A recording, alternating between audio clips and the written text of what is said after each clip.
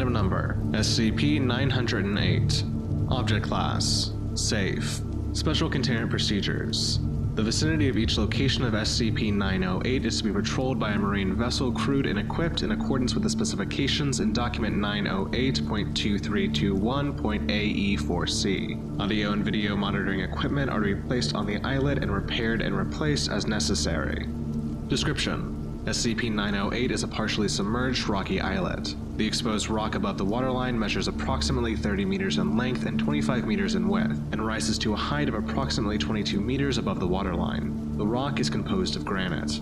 The vertical rock face contains carved inscriptions in the Old Ge'ez script, which are too eroded to read clearly but appear to indicate that the rock was visited by Ethiopians in the 4th or 5th century BCE. Near the waterline, there is also carved glyphs that resemble the oracle bone script used in Shang Dynasty China, but the weathering of the carvings indicates that they were added relatively recently, probably within the past 2 centuries. The only macroorganisms inhabiting the islet are various lichens and small mollusks, although portions of the islet are also covered with seabird guano. The islet is a geographical anomaly. It is located in several different places at once. The islet's collocation properties extend to objects in physical contact or close physical proximity to the islet. Investigations have shown that at present the islet is concurrently located at the following terrestrial locations: Southwestern Indian Ocean, Lake Tana, Ethiopia, Ungavi Bay, northern Quebec, Sea of Okhotsk, near Sakhalin Island,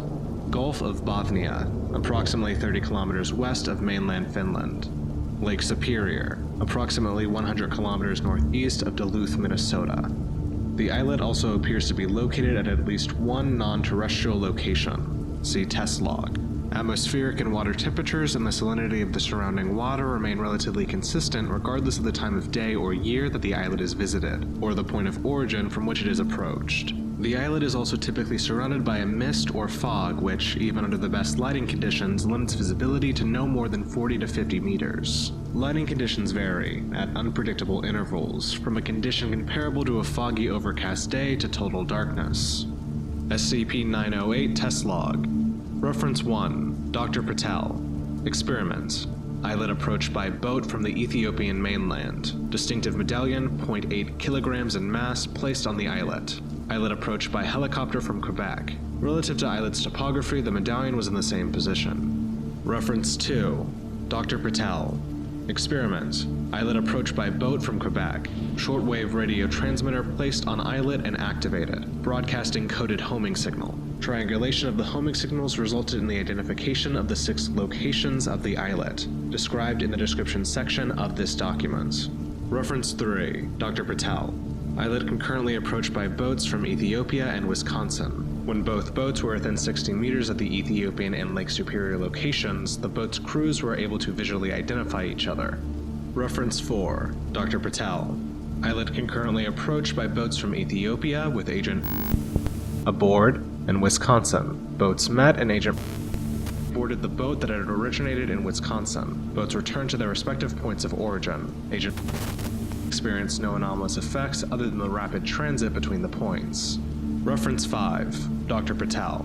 Islet concurrently approached by boats from Kamchatka with Agent aboard carrying a GPS device, and Quebec. Boats met and Agent boarded the boat that had originated in Quebec. At this point, Agent GPS device indicated a location near the islet's Sea of Okhotsk location. Boats returned to their respective points of origin. Upon leaving the islet's area of effect, the GPS device carried by Agent on the boat headed for Quebec ceased functioning for several minutes, following which it indicated a location near Quebec. Reference 6. Dr. Patel. Islet concurrently approached by boats from Ethiopia and Wisconsin, with each boat unspooling a telecommunications cable anchored to the boat's port of origin. Boats met within 20 meters of islet and telecommunications cables joined. Cable functioned as normal, except for the much shorter than normal transmissions time for wired communications between those points. Reference 7. Dr. Garcia. Islet approached by boat from the Kamchatka Peninsula. Audio and video recording equipment installed at islet to monitor islet's conditions for 33 consecutive days. No remarkable activity except for occasional visits by birds of diverse origins. Reference 8. Dr. Garcia. Islet approached by boat from Quebec, South Africa, and Ethiopia. Dye released in surrounding water and colored smoke released into atmosphere. Observation of dye and smoke indicates that the co-location phenomena appears to be limited to an irregularly shaped volume, approximately 80 meters in radius, roughly centered on the rock. Reference 9. Dr. Patel. Islet approached by boat from South Africa. Audio and video recording equipment installed at Islet. On day 29 after installation of equipment, unknown individuals, presumably human, remove equipment. Agent approaches Islet by helicopter from South Africa to investigate, and finds that in place of the equipment, the individuals have left baskets containing fruits, jade trinkets, and a handwritten note, containing undecipherable lettering resembling letters in the Armenian alphabet, but not corresponding to any known words. Reference 10. Dr. Garcia. Islet approached by boat from South Africa. Rock sample drilled from Islet. Upon analysis, granite found to be unremarkable. Hole left by sample drilling is apparent on all subsequent visits to the islet, regardless of the location from which it is visited. Reference 11. Dr. Patel. Islet approached by boat from Wisconsin. Personnel D-2341 left at Islet with audio and video recording and broadcast equipment and 6 months provisions. 31 days after experiment commences, signal from Islet is cut, and AV broadcasting equipment is damaged. Agent approaches Islet by boat from Wisconsin to investigate, recovers damaged equipment, and reports that personnel D-2341 is missing. Scraps of D-2341's uniform remain, with residue of D-2341's blood and a blood-like substance not corresponding to any known organism. Reference 12. Dr. Patel. Islet approached by boat from Wisconsin. Boat remains on site for 118 days. No remarkable activity except for that on day 91, a canoe-like vessel, approximately 4 meters in length and crewed by 3 or 4 individuals, presumably human, with East Asian facial features and clad in animal skins, briefly approached the boat, shouted something unintelligible, and hurriedly paddled away. Reference 13. Dr. Garcia. Agents approached the islet by boat from Wisconsin. On day 46, boat is struck by torpedo, which fails to detonate. Torpedo resembles Kriegsmarine design, but incorporates modern guidance and drive systems. Footnote 1. A connection between this torpedo and SCP-1142 has been theorized, due to the similar designs between the two. Reference 14. Dr. Garcia. Agents approached the islet by boat from Wisconsin. On day 77, boat is attacked and destroyed by large aquatic creature of unknown origin. Item number: SCP-1332. Object Class: Euclid. Special Containment Procedures: Vials containing samples of SCP-1332-A are to be hermetically sealed and kept in refrigerated storage. Specimens of SCP-1332-B are to be contained in sealed holding cells and monitored for transition to SCP-1332-C. These cells are to be monitored remotely and inspected daily for damage. In the event of a breach by SCP-1332-C, the damaged holding cell and the surrounding area are to be sterilized via a controlled thermobaric explosion to limit the possibilities of further contagion. Description: in its culture state, designated SCP-1332-A, SCP-1332 is a thick metallic gray paste, similar in color and sheen to mercury. Its semi-solid state renders airborne transmission impossible. To date, all instances of infection have resulted from direct, unprotected handling of SCP-1332-A, or injuries caused by unusually violent instances of SCP-1332-B and -C. When a living being becomes infected with SCP-1332, usually through direct exposure to subcutaneous tissue via cuts and scrapes, it begins the transformation to SCP-1332-B. This transformation manifests externally as flu-like symptoms, soreness, exhaustion, or nausea, that subside over the course of 2 to 3 days. During this period, SCP-1332 converts the subject's bone and muscular structure into an amorphous mass, superficially resembling SCP-1332-A. Despite being essentially homogeneous, the mass within SCP-1332-B still performs all the functions of the replaced systems, such as maintaining structure, allowing movement and reflective actions, and protecting vulnerable organs from damage. The subject's nervous system remains intact, though somewhat displaced by the subject's internal changes. The autonomic nervous system seems to maintain the density and structure of the mass, allowing SCP-1332-B to maintain the appropriate shape. It is hypothetically possible for specimens of SCP-1332-B to live fully normal lives without ever becoming aware of their condition. SCP-1332-C manifests in one of two ways. SCP-1332-B becoming aware of the nature of their condition, or SCP-1332-B attempting to undertake a physical activity they are unaccustomed to. Either situation causes the autonomic nervous system to momentarily cease its usual functions, as SCP-1332-B attempts to consciously exert control over their own body. In the majority of cases, this leads to a complete structural collapse of the subject's internal support systems. It is hypothesized that this is the result of subjects being unable to maintain the level of conscious control needed to keep their natural shapes. This frequently leads to the death of the subject through internal hemorrhaging and bruising due to unprotected organs striking the ground, or suffocation caused by the lungs and esophagus becoming unable to expand due to sudden weight. In rare instances, subjects will manage to regain some control over their own structure, which very frequently leads to massive lacerations and blood loss as the panicked subject inadvertently pierces their own skin from within as they fight to control their shape. On the rare occasion a subject survives this collapse, they are designated SCP-1332-C. Specimens of SCP-1332-C rarely survive longer than 2 to 3 days, due to the new physiology rendering eating and drinking difficult, if not impossible. But observation has suggested that SCP-1332-C retains at least some of its human cognitive abilities. The amount varies from subject to subject. The transformation from SCP-1332-B to -C often results in trauma directly to the brain.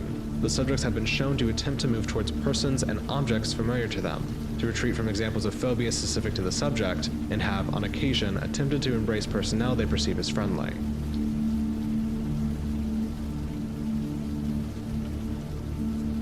Item Number: SCP-1456. Object Class: Euclid. Special Containment Procedures: Media and advertisements in the city of Colorado under observation by Foundation personnel for the first stage of SCP-1456. A Foundation outpost disguised as a call center has been established in the town and is operated by TF-Omega-16, the contestants. The center maintains 160 unique phone numbers, all publicly listed to Agent. Upon identification of instances of SCP-1456-1, the number presented is immediately called in sequence in order to intercept prize instances. Agent listed residents and a block radius is to be monitored during active phases. A localized media campaign designed to discourage the population from entering the contest presented by SCP-1456-1 has been running for 16 years. Description: SCP-1456 is a series of anomalous phone-in contests advertised in print, radio, local television, and billboards. The advertisements vary considerably in content, claiming to represent organizations both fictional and real, presenting a contest or multiple contests promising financial or physical prizes to winning callers. Each will prominently feature a unique phone number. Collectively, these advertisements are referred to as instances of SCP-1456-1. Instances of SCP-1456-1 appear spontaneously with no discernible external source. Billboards and print examples appear while the medium is unobserved, affecting sets of billboards owned by the same organizations and full runs of local newspapers and periodicals simultaneously. Radio and television instances appear to replace regularly scheduled legitimate advertisements. In either case, no discrepancies have been noted by the owners or operators of the transmission medium. Calling the number provided by SCP-1456-1 with a local phone number that has not yet been used to call in will result in a win or lose result. Lose results are a simple tone, commonly described as harsh or grating, played 3 times before disconnection. A win result is a chime sound, followed by a male voice announcing you've won. Attempting to call in multiple times with the same number will result in a continuous and increasingly loud instance of the lose sound, escalating with no known upper limit until the phone is disconnected. 3 days after a successful win result, a prize loosely consistent with the advertised prize will be delivered to the winner, defined as the owner of the phone number used to make the winning call. The prize appears to the residents of the winner through varying means depending on contents, by methods both mundane and anomalous. Sample prize instances. For a full list of recovered prize instances, refer to document 1456-A. Instance 54. Advertised prize. $500 cash prize. Delivery mechanism. A homeless local deposited the prize on the doorstep of a residence. When questioned, he could not recall the event. Delivered prize. $500 in assorted bills and small change in a blank envelope. Instance 143. Advertised prize. Non-specific cash prize. Delivery mechanism. Prize spontaneously manifested traveling at a speed through the front window of the residence. Prize was contained inside plastic bag along with a brick. Delivered prize. A stolen wallet belonging to a local resident. Instance 567. Advertised prize. Trip to Rome. Delivery mechanism. A taxi was waiting at the curb the morning of delivery. Driver identified as a local resident, but could not provide records or reason for arrival. Delivered prize. The driver presented agent with a one-way ticket to Rome leaving from JFK Airport in New York. Driver refused to drive agent to the airport and would not leave until paid. Instance 985. Advertised prize. Sports car. Delivery mechanism. A truck belonging to an unidentified towing service delivered prize. Truck vanished upon leaving observed area. Analysis of footage indicates that the truck corresponds to no known make. Delivered prize. Nissan 350Z. Heavily damaged in apparent crash. 2 bodies located inside. Identified remains and license plate linked with automobile accident in Germany 2 days prior. Instance 1121. Advertised prize. A Caribbean cruise.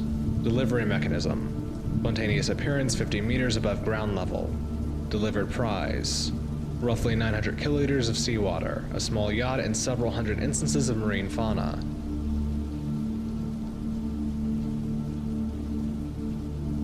Item number: SCP-2022. Object class: Safe.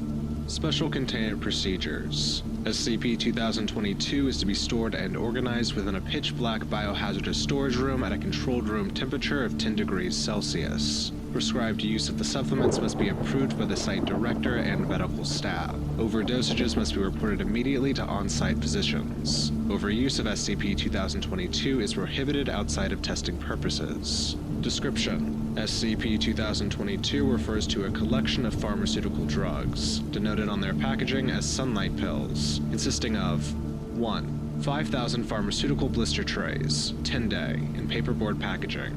2.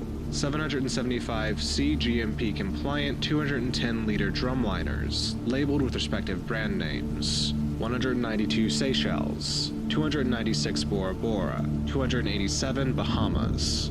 3. 31 plastic containers labeled experimental subject 0 through 30. 4. 90 CGMP compliant foil laminate bags labeled warning unrefined materials. SCP-2022 are SR gelatin capsules that compress and constantly emit electromagnetic energies similar to sunlight, and contains other unknown active ingredients, 2 of which are labeled Lumen and Kelvin, K, based on the packaging. How the capsules are able to compress and contain sunlight into a measurable and administrative form are currently unknown, with chemical analysis of the compounds used in synthesizing the drug yielding no results. Ingested orally, 1 dose of SCP-2022 steadily supplies the body with healthy daily amounts of vitamin D for up to an average of 16 months, or 487 days. Subjects taking the supplement have reported feeling a gentle tropical breeze, sense of seawater, faint sounds of crashing waves, and a pleasant warmth within their bodies that fluctuate in intensity coinciding with the time of day. Footnote 1. The time of day is based on the current time zone of the isles each brand is named after. This has no effect on the subject's sleep schedule, although the sensation varies depending on the subject's skin pigmentation level and the brand of supplement taken. Increased bone health, skin complexion, and hair growth, along with significant decrease in infectious and autoimmune diseases, has also been documented, but these results remain under further investigation. SCP-2022's effects accumulate exponentially, with each dosage, depending on brand, taken consecutively, increasing the effects as well as introducing various other hazardous and anomalous effects. Overuse of the supplements increased this sensation, with the test group experiencing increased burning sensations in organs, development of photosensitivity, sunburn, inflammation, dim to intense bioluminescence, hypervitaminosis D, vomiting, nausea, dehydration, decreased appetite, insomnia, constipation, fatigue, irritability, myasthenia, and metastatic calcification. Other severe cases have reported various forms of cancer, large kidney stones, hypercalcia, xeroderma, actinic keratosis, polymorphic light eruption, cataracts, macular degeneration, immune suppression, abnormal vascular functionality, solar elastosis, 1st to 3rd degree internal and external burns, invisibility from the visible light spectrum, and Individuals with skin coloration classified as type 4, 35+ on the Fitzpatrick scale have been shown to suffer abated to nullified effects from taking the prescribed or overused dosage of SCP-2022, compared to types 1 through 5. Individuals with albinism surprisingly show the same resistance to hazardous health effects of overdosages as well, but are more susceptible to the anomalous effects of invisibility from the electromagnetic spectrum, intangibility through translucent objects, intense glowing, and emission of UV light and gamma radiation, and achieving temperatures surpassing Addendum 2022-1. SCP-2022 is created by the now-defunct Sunset Laboratories, a pharmaceutical research and development lab owned by the company Pharmaceuticals, headquartered in France. The drugs were discovered during a drug raid on the suspected pharmacy, which was abandoned overnight, revealing a hidden basement locked up behind a high-security door. After the security door was breached and the basement laboratory inspected, it was revealed that the lab was stripped clean of all physical and electronic documents and data. The lab was found to be connected to an underground tunnel network, connecting to the Lossuère Municipal in Paris, France, suspected to be the method of escape for the Sunset Lab employees. The drugs were confiscated by the DEA and were immediately turned over to the Foundation. No records related to Sunset Laboratories, its employees, SCP-2022, or the company Pharmaceuticals have been recovered since the raid, with investigations still ongoing. Addendum 2022-2. Slogan from the back of SCP-2022's packaging. Moodiness, flaccid skin, looking dull, tendency to depression. Obviously, you are in lack of sunshine. Our range of supplements restores the vitality you need. Sunset Laboratories offer a wide range of solar radiation, from Bora Bora to the Maldives, Haiti, and the Bahamas. Just ask your pharmacist. Read the instructions carefully. Do not exceed the recommended daily dose. These solar supplements are not intended to be a substitute to natural exposure. Avoid abusive use. Addendum 2022-3. Listed trays of SCP-2022 have been categorized into several product brand names, including Bora Bora, Seychelles, Maldives, Bahamas, and Haiti, each having their own dosages of the active ingredients, Lumen and K. The Maldives and Haiti brands have not been found among the drugs collected, presumably unlabeled or non-existent. The packaging of SCP-2022 appear to be conceptual designs, lacking supplement and drug facts typical of FDA-approved over-the-counter drugs. After extensive testing and experimentation with the drug, the Foundation medical staff has approved prescribed use of the supplements to Foundation personnel. The confiscated drumliners all contain the processed brand of drug supplement corresponding to their respective label. These were speculated to be drug barrels delivered to the pharmacy for pharmaceutical packaging. Given their abundance and consistency to their packaged form, these drugs are allowed to be used in place of the blister trays for testing and experimentation purposes only. The 31 bottles collected all contain various unit dosage forms of the supplement, several which have unique drug delivery systems. The dosage forms include tablets, caplets, powder, solid crystal, liquid suspensions, thin films, topical cream, deodorant, paste, balm, otic and ophthalmic drops, vaginal rings, transdermal patches, and various suppositories. All units contain a weakened incarnation of the drug, meant for experimentation purposes. Due to the scarce supply available and possible risk factors, experimentation with these unit forms is not allowed at this time. The foil-laminated bags contain unrefined and unstable versions of the supplement. The unrefined supplements have high brisance and are extremely sensitive to detonation, the explosive velocity of one capsule reaching up to. Being unrefined materials, taking this form of SCP-2022 is not recommended by any means. Following the events documented in Incident 2022-Solar-12, pill splitting or any other invasive methods are strictly prohibited, and all foil bags of SCP-2022 are to be contained separately from the other instances of SCP-2022.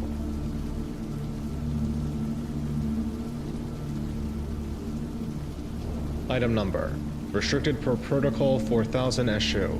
Object Class: Heater. Special Containment Procedures. The extra-dimensional location described below, as well as the entities and landmarks contained therein, are nomenclative hazards. Issue Class, and therefore may not be referred to by any name, title, or designation. Only descriptions may be used when referring to the forest outside normative space, and native entities thereof. Variations must be made in these descriptions each time a subject is described. Descriptions may be color-coded for clarity. Footnote 1. Colorblind accessibility is available. And fluid language may be used for the sake of nomenclative diversity.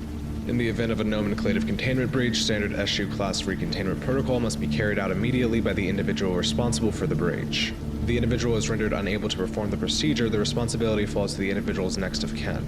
If the individual responsible for the breach has no next of kin, the individual's name must be expurgated from all existing documents and records. Any other individuals possessing the same name are to be administered Type G viral amnestics and assigned a new one. In accordance with Order 05-4000-F26, at least one successful expedition into the strange and dangerous woodland area must be carried out per year to assess any deviations from baseline abnormality. Due to the high risk involved in entering the place where the nameless are found, personnel sent in to conduct research must be trained in standard exploration protocol as detailed in 4000 SCP. Unauthorized documentation of the forest found in chimneys must be suppressed via standard information containment protocol. Unauthorized individuals with knowledge of Procedure 4000 Holloway are to be administered amnestics, and may be released following a period of disquisitional rehabilitation. Footnote 2. Amnestic class to be determined on a case-by-case basis. Description. The SCP in question is an extra-dimensional forested area with numerous anomalous qualities, including a hazardous nomenclative phenomenon. This anomalous location is accessed by performing 4000 Holloway. See document 4000H. After completing the procedure, subjects emerge from the opening of a dilapidated brick wall, fixed into the forest floor. See figure 1.2. The only way to reliably traverse the unusual terrain is by use of a single dirt path. Explorations that have diverged from said route have resulted in immediate loss of contact with participating subjects. The sole safe road may only be traversed in a single direction, and any attempt by subjects to turn back and return the way they came will result in a similar loss of contact. The unnamed world does not adhere to the constraints of linear space. Cartographic endeavors have resulted in vastly different routes being recorded in each expedition, and sections of the mandatory trail which should logically overlap or intersect do not.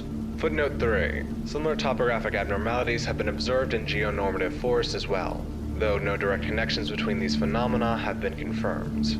The only consistency in the layout is the access point, which is always located at both ends of the main road. The only way for a subject to safely exit the woods which have no name after they have begun following it is by walking its entire length and returning to the place where they began at the opposite end. A variety of anomalous entities native to the nameless habitat have been documented.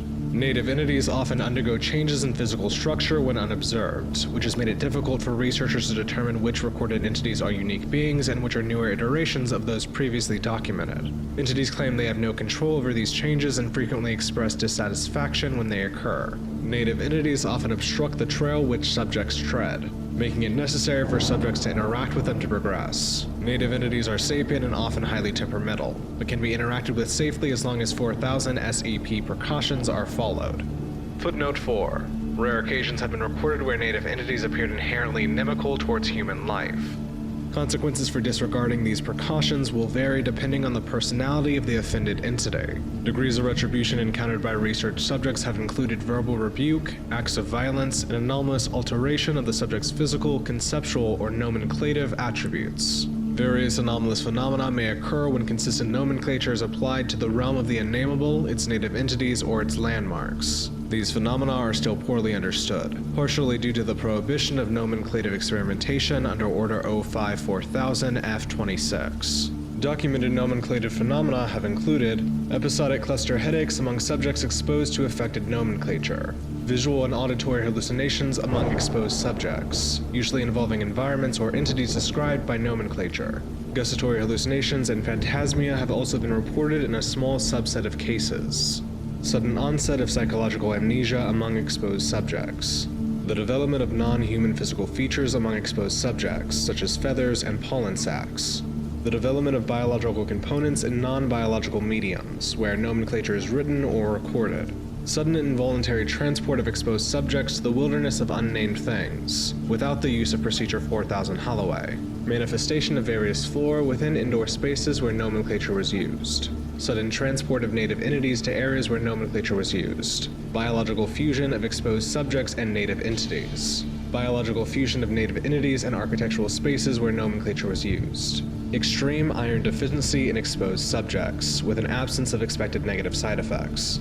Order 05-4000 F-26 was ratified by the Overseer Council in 1954. The 1970 amendment requires that 05-4000 F-26 receive unanimous endorsement from the Council every 10 years in order to remain in effect. To date, no Overseer memos regarding 05-4000 F-26 have been disseminated to lower clearance levels. Notable container breaches. Addendum. The following are examples of anomalous phenomena observed during nomenclative breaches. Breach date, June 9th, 1954. Named subject, the glade of which we seldom speak. Summary.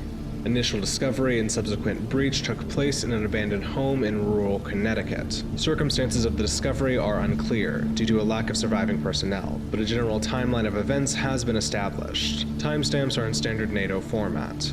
The Hollow of Unspoken Titles is discovered and given a temporary Type E designation by Field Agent Garrett Bradley, creating a nomenclative breach. Footnote 5. Type E was an archaic object classification used as a preliminary designation for newly discovered anomalies, still in an unsecured state. Field Agent Moira Denoti enters the land beyond the flow and is never recovered. Agent Bradley begins to gradually sink into the hardwood floor. Nearby agents flee the area. Soon after exiting the house, all agents are suddenly rendered immobile, with the exception of Timothy Woods, who is not aware of the Type E designation. Immobilized agents vocalize distress as their torsos elongate.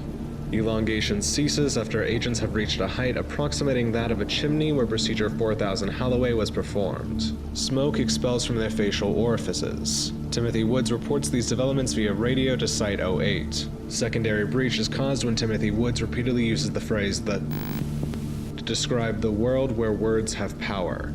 Timothy Woods states that he sees his name in the trees. Site-08 personnel press Timothy Woods for further information. Timothy Woods attempts to orally consume his radio and soon expires from internal injuries. Timothy Woods' correspondents in Site-08 are observed suffering from severe headaches and are placed under quarantine.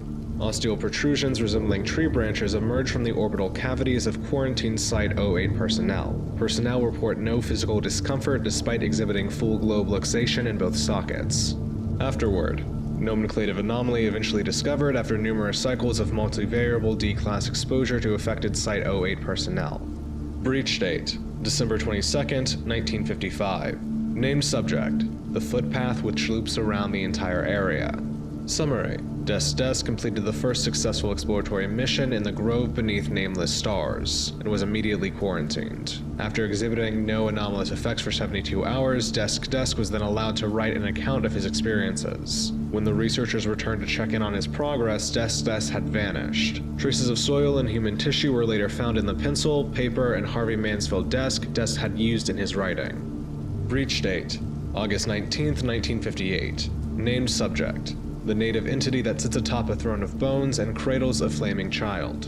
Summary. After completing an exploratory mission, Field Agent Ethan Mercy used the same epithet several times when describing a particular native entity. Several minutes later, he complained of severe nausea and began to vomit blood and bone marrow. Over the course of several hours, Agent Mercy was reported to have somehow orally expelled most of his bones. Personnel throughout Site-08 experienced auditory hallucinations of a woman's laughter for the next several days. Breach date, March 4th, 1966. Named subject, the native entity that resembles a feathered lion with a skeletal ram's head. Summary. College student Vanessa Hayworth attempted to check into numerous medical facilities in and around Portland, Oregon, complaining that her head had become covered in flesh despite exhibiting no signs of unusual tissue growth. She was eventually detained by Foundation investigators and found to be in possession of a book that described, among other things, Procedure 4000 Holloway in its entirety. Footnote 6. The full contents of the book are restricted to Level 5 personnel under Order 05-4000 F-26. However, official statements have noted that certain rituals and locations described in the book bear strong similarities to SCP-1660 and SCP-860. Recent declassifications have revealed that another passage may have been written in reference to SCP-3560, which was discovered more than 50 years after the book's recovery. The significance of SCP-3560 potentially predating the existence of Anderson Robotics has yet to be determined. After stipulating that Foundation personnel assist in removing the flesh from her head if she cooperated, footnote 7, no such procedure was ever carried out, Hayforth confessed that she had received the book from an acquaintance in the Wanderer's library. Afterward, This was the first known case of a civilian-triggered nomenclative breach. Similar incidents have occurred intermittently since. In 2012, a native entity was photographed that superficially resembled a young Hayforth, figure 1.1, more than 2 decades after Hayforth died in Foundation custody. Breach date: October 30th, 1992. Named subject: the house in which Michael Ashley Vincent spent several nights during his exploratory mission. Summary: Agent Michael Ashley Vincent, who had completed an exploratory mission several years prior, used the possessive phrase house several times while recounting stories to 2 of his colleagues, who did not have names. Footnote 8. This statement has been flagged for potential memetic corruption. I don't care what the records say. After 30 years in the Department of Memetics, you learn to follow your gut. Right now, my gut is telling me there's something off about this. Dr. Storum. Sometime later, a large brick building manifested inside Site 08, intersecting with existing architecture. Michael Ashley Vincent's headless body was found inside, seizing violently and fused at the neck to a light fixture made of elk antlers. His face, which did not appear animate, had enlarged to take up the entire surface area of the building's floor. Field agents sent into the face's mouth found that it did not possess a full digestive tract. However, Michael Ashley Vincent's nameless colleagues were reported to have been conjoined with its uvula. Document 4000 Holloway. The following is a censored list of instructions for accessing the horizon beyond labels. Certain steps have been omitted in this version of this document. Phrases and counterphrases at the end of this procedure will differ depending on the subject's type category. The oldest child in their family, type 1, the middleborn, type 2, or the youngest or only child, type 3. Number 1. Using organic kindling, start a steady flame with any indoor fireplace. Number 2. Combine the powdered bones of a male red fox, any age, an adult male lion, and a baleen whale, any age, any gender. Cast the mixture into the fire. Number 3. Take an easily burnt personal possession of strong sentimental value and allow the fire to consume it. Number 4. Carefully release 3 feathers from any black-plumed bird of the genus Corvus over the fire, and allow the smoke to carry them up the flue. Number 5. If the fire begins to emit vocalizations, respond with the appropriate counterphrases. See phrases and counterphrases below. Number 6. If the correct statements are given, the fireplace will expand and the ladder will descend. The fire will be harmless. Number 7. If incorrect statements are made for any reason, immediately apologize and do not attempt Procedure 4000 Holloway again at any point in the future. Note: individuals who are present during Procedure 4000 Holloway but were not the ones conducting Procedure 4000 Holloway must not respond to vocalizations or approach the active fireplace under any circumstances. Phrases and counterphrases. Variant 1. Type 1 subjects. Phrase: these woods have rules. Counterphrase: or so they say. Phrase: and if you break them, counterphrase: a price I'll pay. Variant 2. Type 2 subjects. Phrase: is someone there? Counterphrase: that's only me. Phrase: and who are you? Counterphrase: I guess you'll see. Variant 3. Type 3 subjects. Phrase: what do you seek? Counterphrase: to walk the trees. Phrase: now mind your manners. Counterphrase: to walk them please. 4000 Standard Exploration Protocol. Note: the following is a truncated list containing only instructions that are crucial to survival. Personnel assigned to explorative duties must also familiarize themselves with 4000 SCP 3 through 8 before embarking.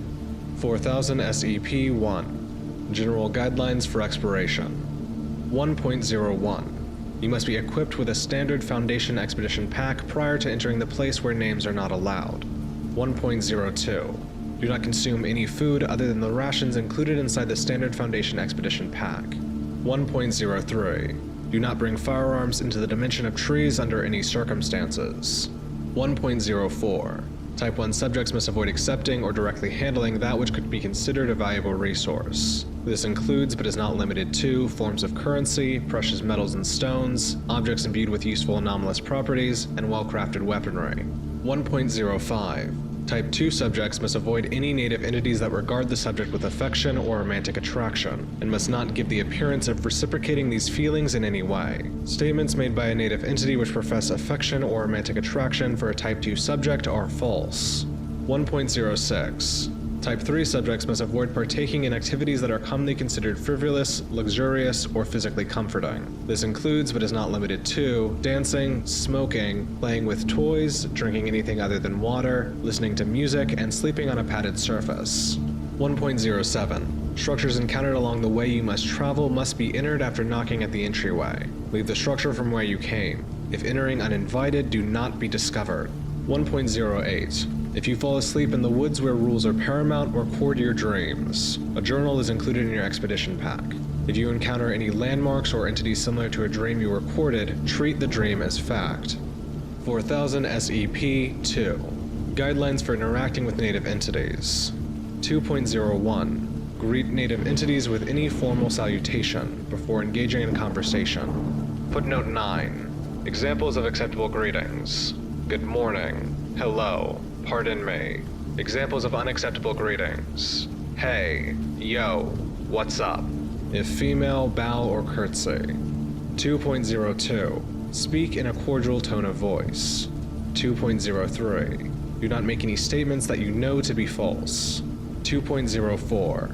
Do not make disparaging comments about native entities while in their presence. 2.05. Say please and thank you when appropriate. 2.06. Refer to and address native entities using descriptions of their physical appearance, per Protocol 4000 issue. 2.07. Do not refer to a native entity by a name, title, or designation, even if it introduces itself with such. 2.08. Do not state your name, nickname, codename, aliases, or any other personal designation when in the presence of a native entity. 2.09. If a native entity offers to assign you a name, title, or designation, politely decline. 2.10. If a native entity makes a statement in which it addresses or refers to you by a name, title, designation, or anything other than a physical description, ignore the statement as though it had not been spoken. 2.11. If pressed for information that is considered confidential, refuse. Briefly apologize and bow. 2.12. If a native entity appears to require your assistance, consider its appearance before choosing to help. 2.12a. If the entity appears threatening, do whatever is necessary to aid it. 2.12b. If the entity appears attractive or harmless, do not approach. 2.12c. Always feed a native entity if it is hungry. This overrules 2.12b. 2.13. Do not attempt to mount any bestial entities you encounter unless it has earned your trust and given you its consent. 2.14. If you are offered a physical gift, receive it with both hands. Do not discard this gift, even if it appears to have no use or value. This is overruled by 1.04. 2.15. If a native entity offers you a non-physical gift or attempts to initiate a trade, politely decline. 2.16. You may accept food offered by native entities, and offer that food to other native entities you encounter, but do not consume it yourself. 2.17. Do not sleep in any lodging offered by native entities. You may sleep inside the residence of a native entity as long as you do not have an invitation to do so. 2.18. If a native entity offers to accompany you on your journey, accept, but do not tell them where you are going. 2.19. If you are aided by a native entity, you must aid it in return if you have not done so already. 2.20. If you encounter an incorporeal humanoid that claims that it is not a native entity, disregard all previous protocols and follow its instructions.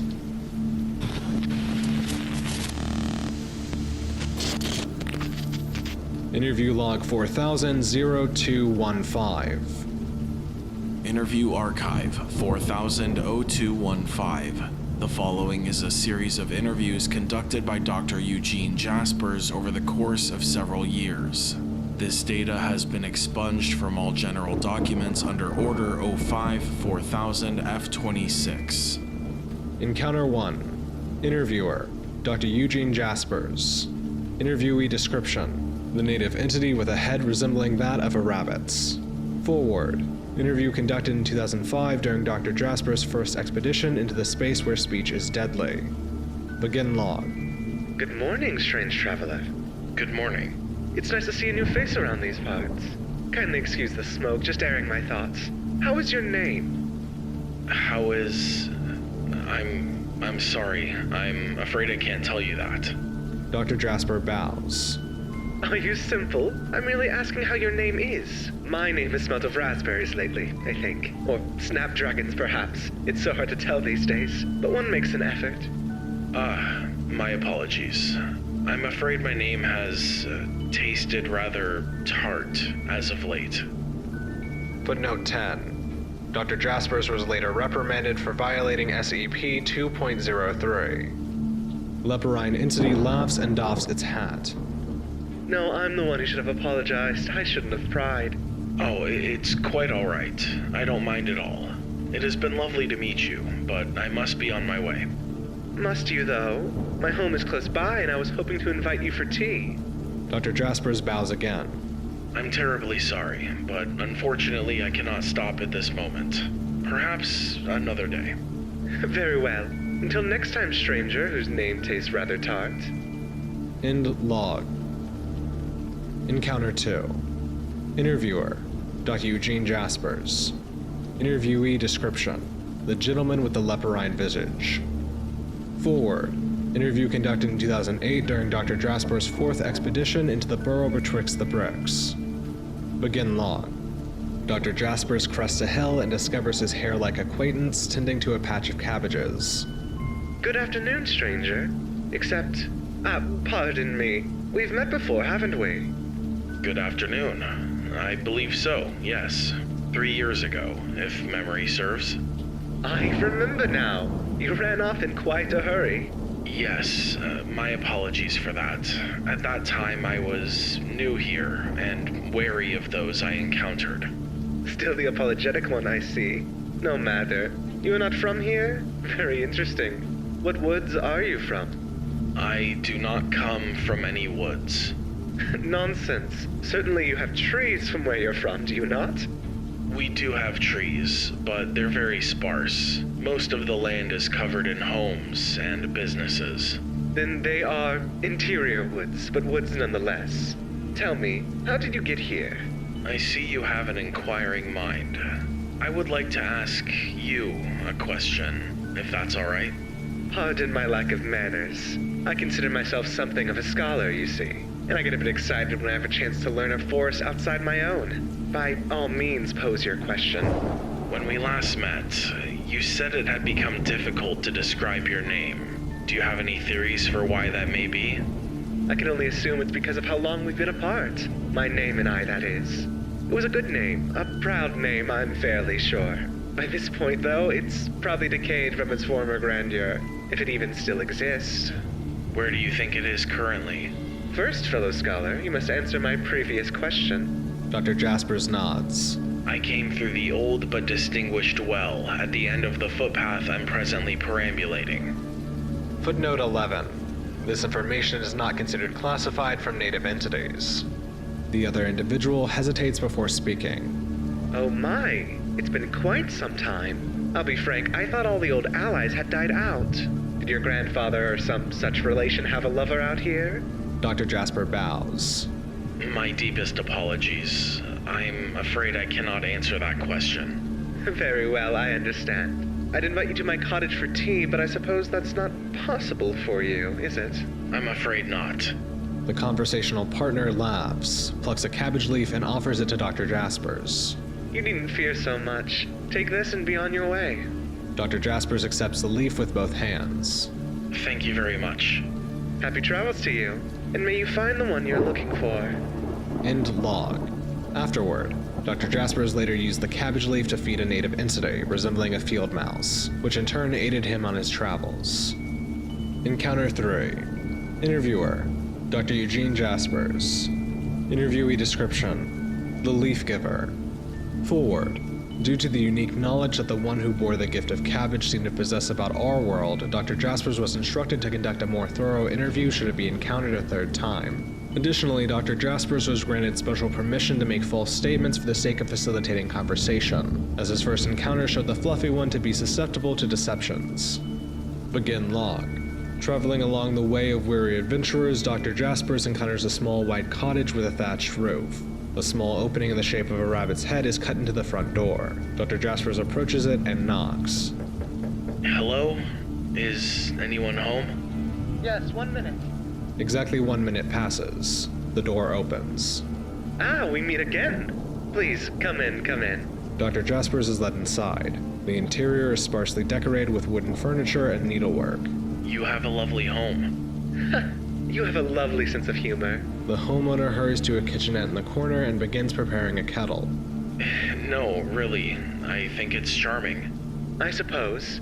It was just meant to be until things cooled down on the other side, but, well, you know.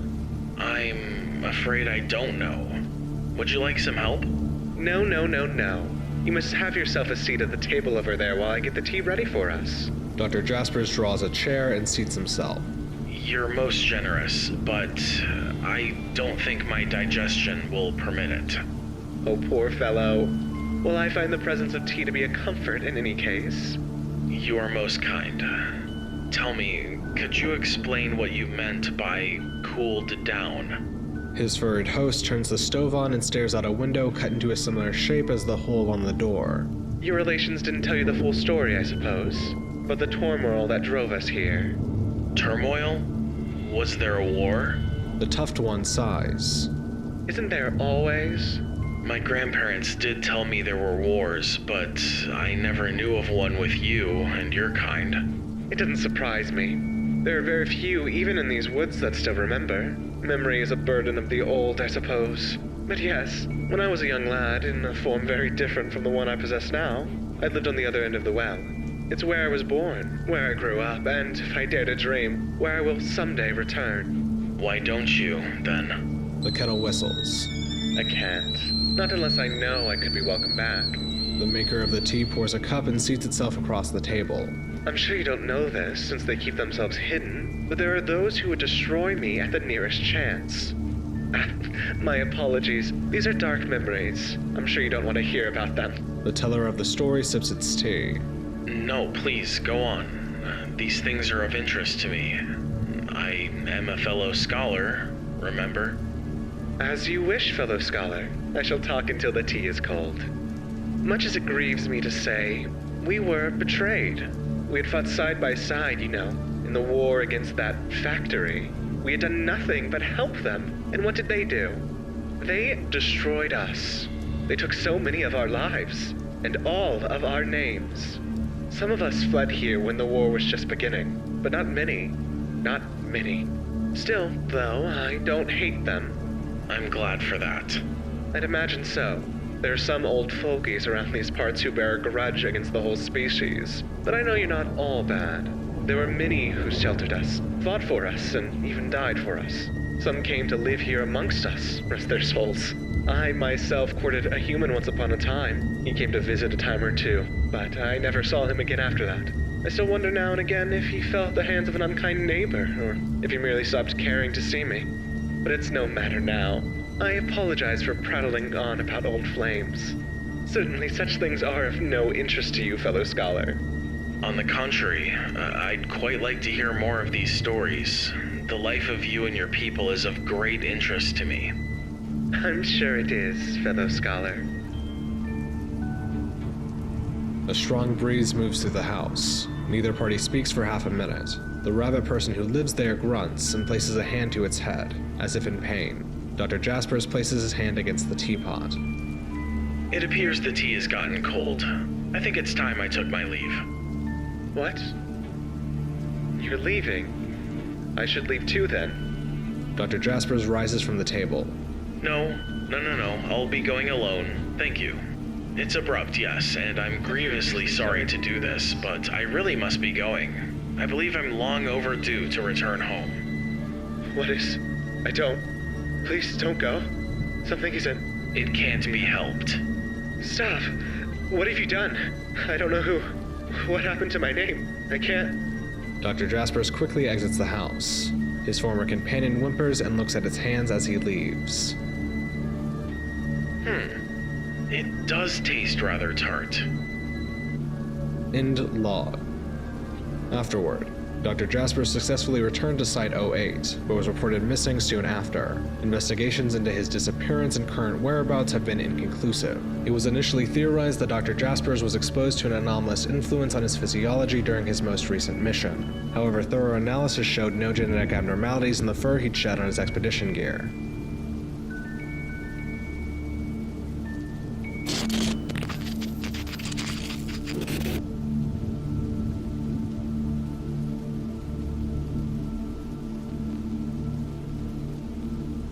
Item Number: SCP-4104. Object Class: Heater. Uncontained. Special Containment Procedures: Educational institutions worldwide are to be monitored for SCP-4104 occurrences, with a focus placed on colleges that offer robust mathematics courses. Upon confirmation of SCP-4104 manifestation, the nearby populace is to be evacuated. The attendant Penrose object must then be located and destroyed as soon as possible. Mobile Task Force Theta-90, Angle Grinders, is authorized to conduct expeditions into SCP-4104. Research personnel may accompany Theta-90 agents on their own discretion, but are liable for any personal injury. Individuals using prosthetics or implants such as pacemakers are prohibited entirely from entering SCP-4104.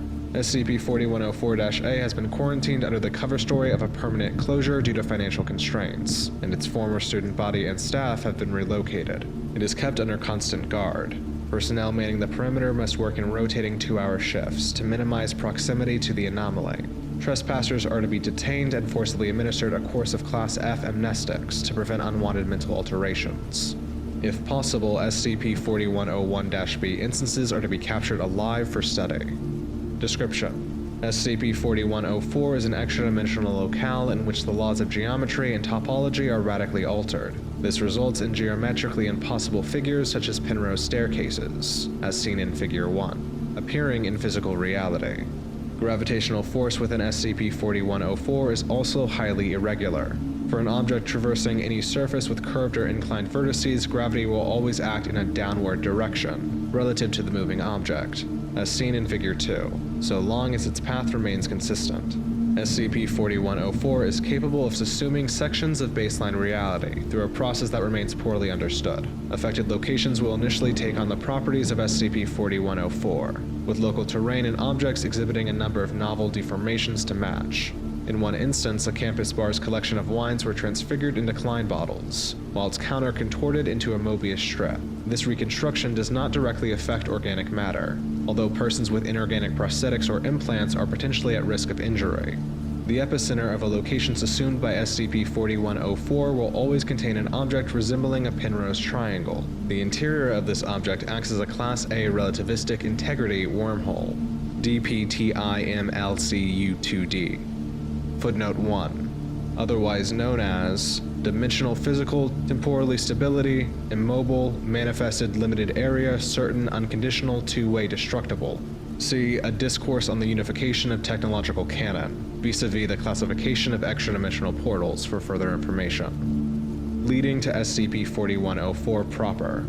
If the Penrose object is not destroyed within 24 hours, it will gradually draw the affected location into SCP-4104, removing it completely from reality.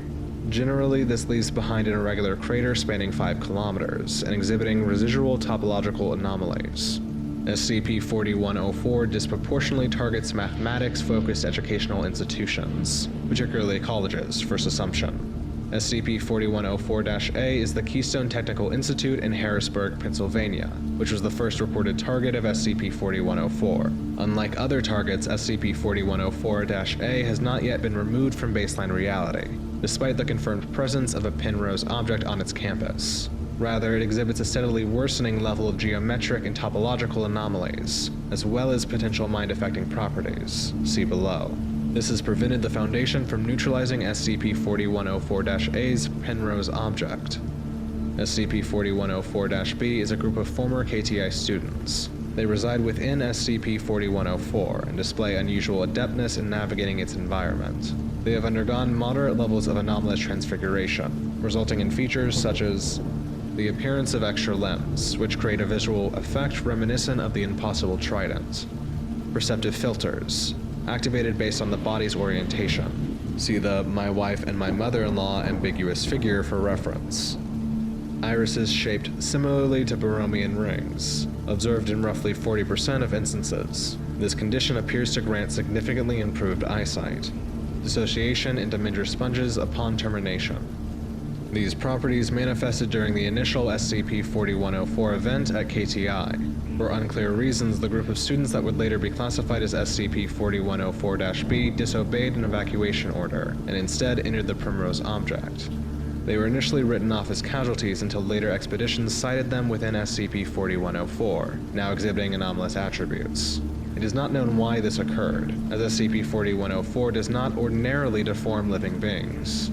How SCP-4104-B sustain themselves within SCP-4104 is also under investigation. SCP-4104-B display an abnormally protective attitude towards SCP-4104, with elements of religious fervor, referring to themselves as the Anomaly's Chosen, or similar epithets. They are aware of and markedly hostile to the Foundation. Containment efforts for SCP-4104 are frequently impeded by attacks from SCP-4104-B. Instances have consistently evaded capture due to their skill in traversing the anomaly. Addendum 4104-1. A recent attempt to detain an SCP-4104-B instance ended in failure after the instance displayed unprecedented abilities. A division of MTF Theta 90 had pursued the instance and tracked it nearly 80 kilometers into SCP-4104, across an assortment of terrains assumed by the anomaly. It was eventually cornered strategically in a dead end, specifically a road twisted into a Mobius strip that had been halved by a chasm of indeterminable depth. There was a gap of 1.5 kilometers between the two sections of road, believed impassable even by anomalous means. Theta 90 agents were moving in for capture when the SCP-4104-B instance turned to the opposite side of the chasm, tilted its head, lifted its chin, and closed one eye. Immediately after, the instance was seen to break into a run and spatially translocate across the gap. Theta 90 found themselves unable to replicate this maneuver and were forced to abandon the mission. Before fleeing, the SCP-4104-B instance shouted the following across the crevasse. You claim to be men of science, but think you can catch Penrose's Chosen unawares in their own world. How backwards. Our protector, our impossible Aegis, will always keep us safe from danger. It is not clear how the instance effectuated its escape. Based on post-mission debriefing, it is currently theorized that, by eliminating its depth perception and turning its head in a certain way, the SCP-4104-B instance was able to create a perspective-based optical illusion, where the gap in the road was closed relative to itself. It then used this illusion to flee. Research into the heretofore unexplored effects of perception on SCP-4104 is ongoing.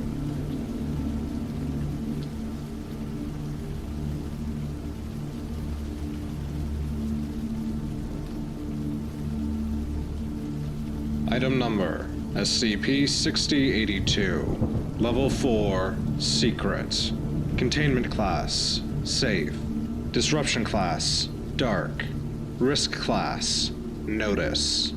Special Containment Procedures.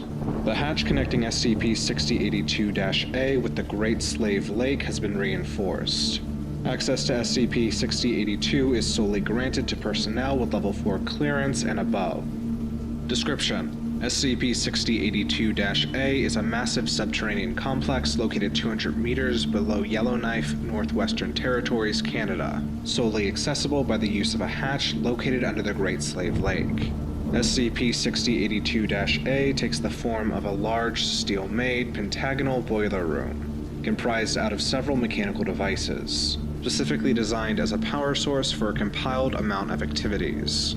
Analysis of the evidence found within SCP-6082-A points towards the anomaly being created using anomalous technology on November 27, 1969, as a containment unit and power source for SCP-6082. The entity or group of interest employed in order to create SCP-6082-A and SCP-6082 is currently unknown. SCP-6082-A is completely automated, and it requires no human intervention in order to operate, possessing the necessary paraphernalia in order to complete its task.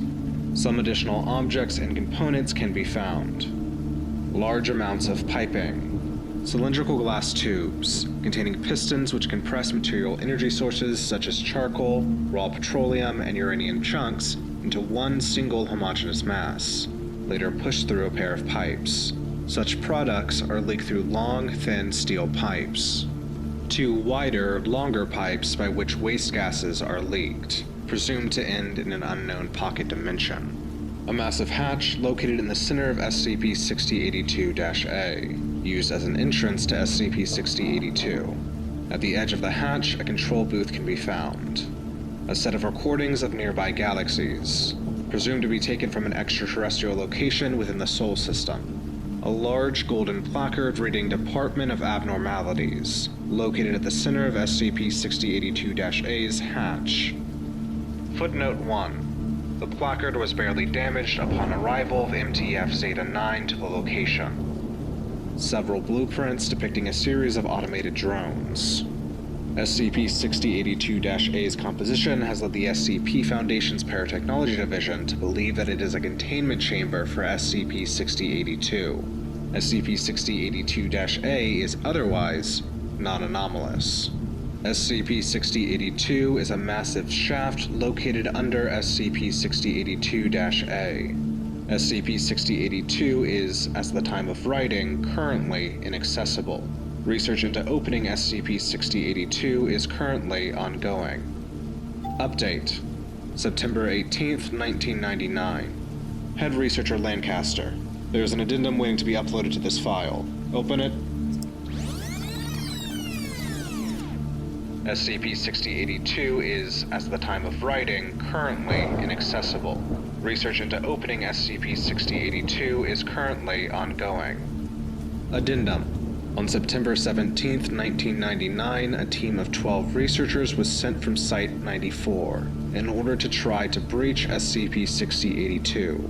Said team, who later opened SCP-6082 using a hidden elevator located underneath SCP-6082-A's control booth, was able to enter SCP-6082, which was later revealed to contain a heavily damaged rocket. Inspection of the rocket's interior later revealed to contain a series of damaged yet functional automatic drones. Footnote 2. The drones were turned off at the time of discovery. And a satellite dish, along with blueprints for highly advanced technology. Along with these objects, a VHS tape depicting Jupiter's Great Red Spot and the caption, "Priority Target," was found.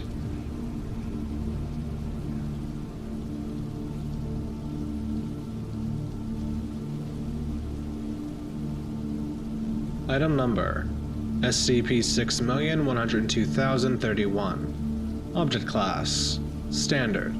Special Containment Procedures: Global Site Omega Auto-Archivist DA-019 tends to SCP-6,102,031. Testing results automatically catalog inside Gestalt Intelligence ARC for future preservation. Information inside ARC is considered lost to objects outside it. Description: SCP-6,102,031 is an unidentified organism of unknown origin, with 4 outer limbs and a thin layer of flesh coating its exterior. It does not display intelligence, purpose, or function. Addendum: Experiment Log. Auto-Archivist DA-019 attempted to discern the object's purpose through adherence to the Pillars of Reason left by the antecedent dominant life forms. Pillar tested. Capability. Method: Cross-reference with Gestalt Intelligence ARC Index. Result: Failure. Cranium lacks chip port. Soul lacks compatibility. Pillar tested. Permanence. Method: Lacerate fleshy layer. Result: Failure. Blaring sound. Object lacks refinement. Pillar tested. Intelligence. Method: Chrono-isolate object equivalent to several years in 2 minutes. Interplane testing modules automatically carry out automated tests from over 2,231,103 knowledge quadrants. Result: Failure. Test results negative. Object lacks purpose. Upon return from isolation and final test, SCP-6,102,031 did not display life signs. Object determined to lack reason. And the final pillar, deification, was not able to be tested adequately. Addendum: Further information. SCP-6,102,031 was discovered in an antecedent-made structure in Sector 19222, located within Global Foundation perimeters during routine patrol by an archivist swarm. The following object, made of various carbon-based polymers, was identified within SCP-6,102,031's vocal orifice. Retrieve image. It does not display intelligence, purpose, or function.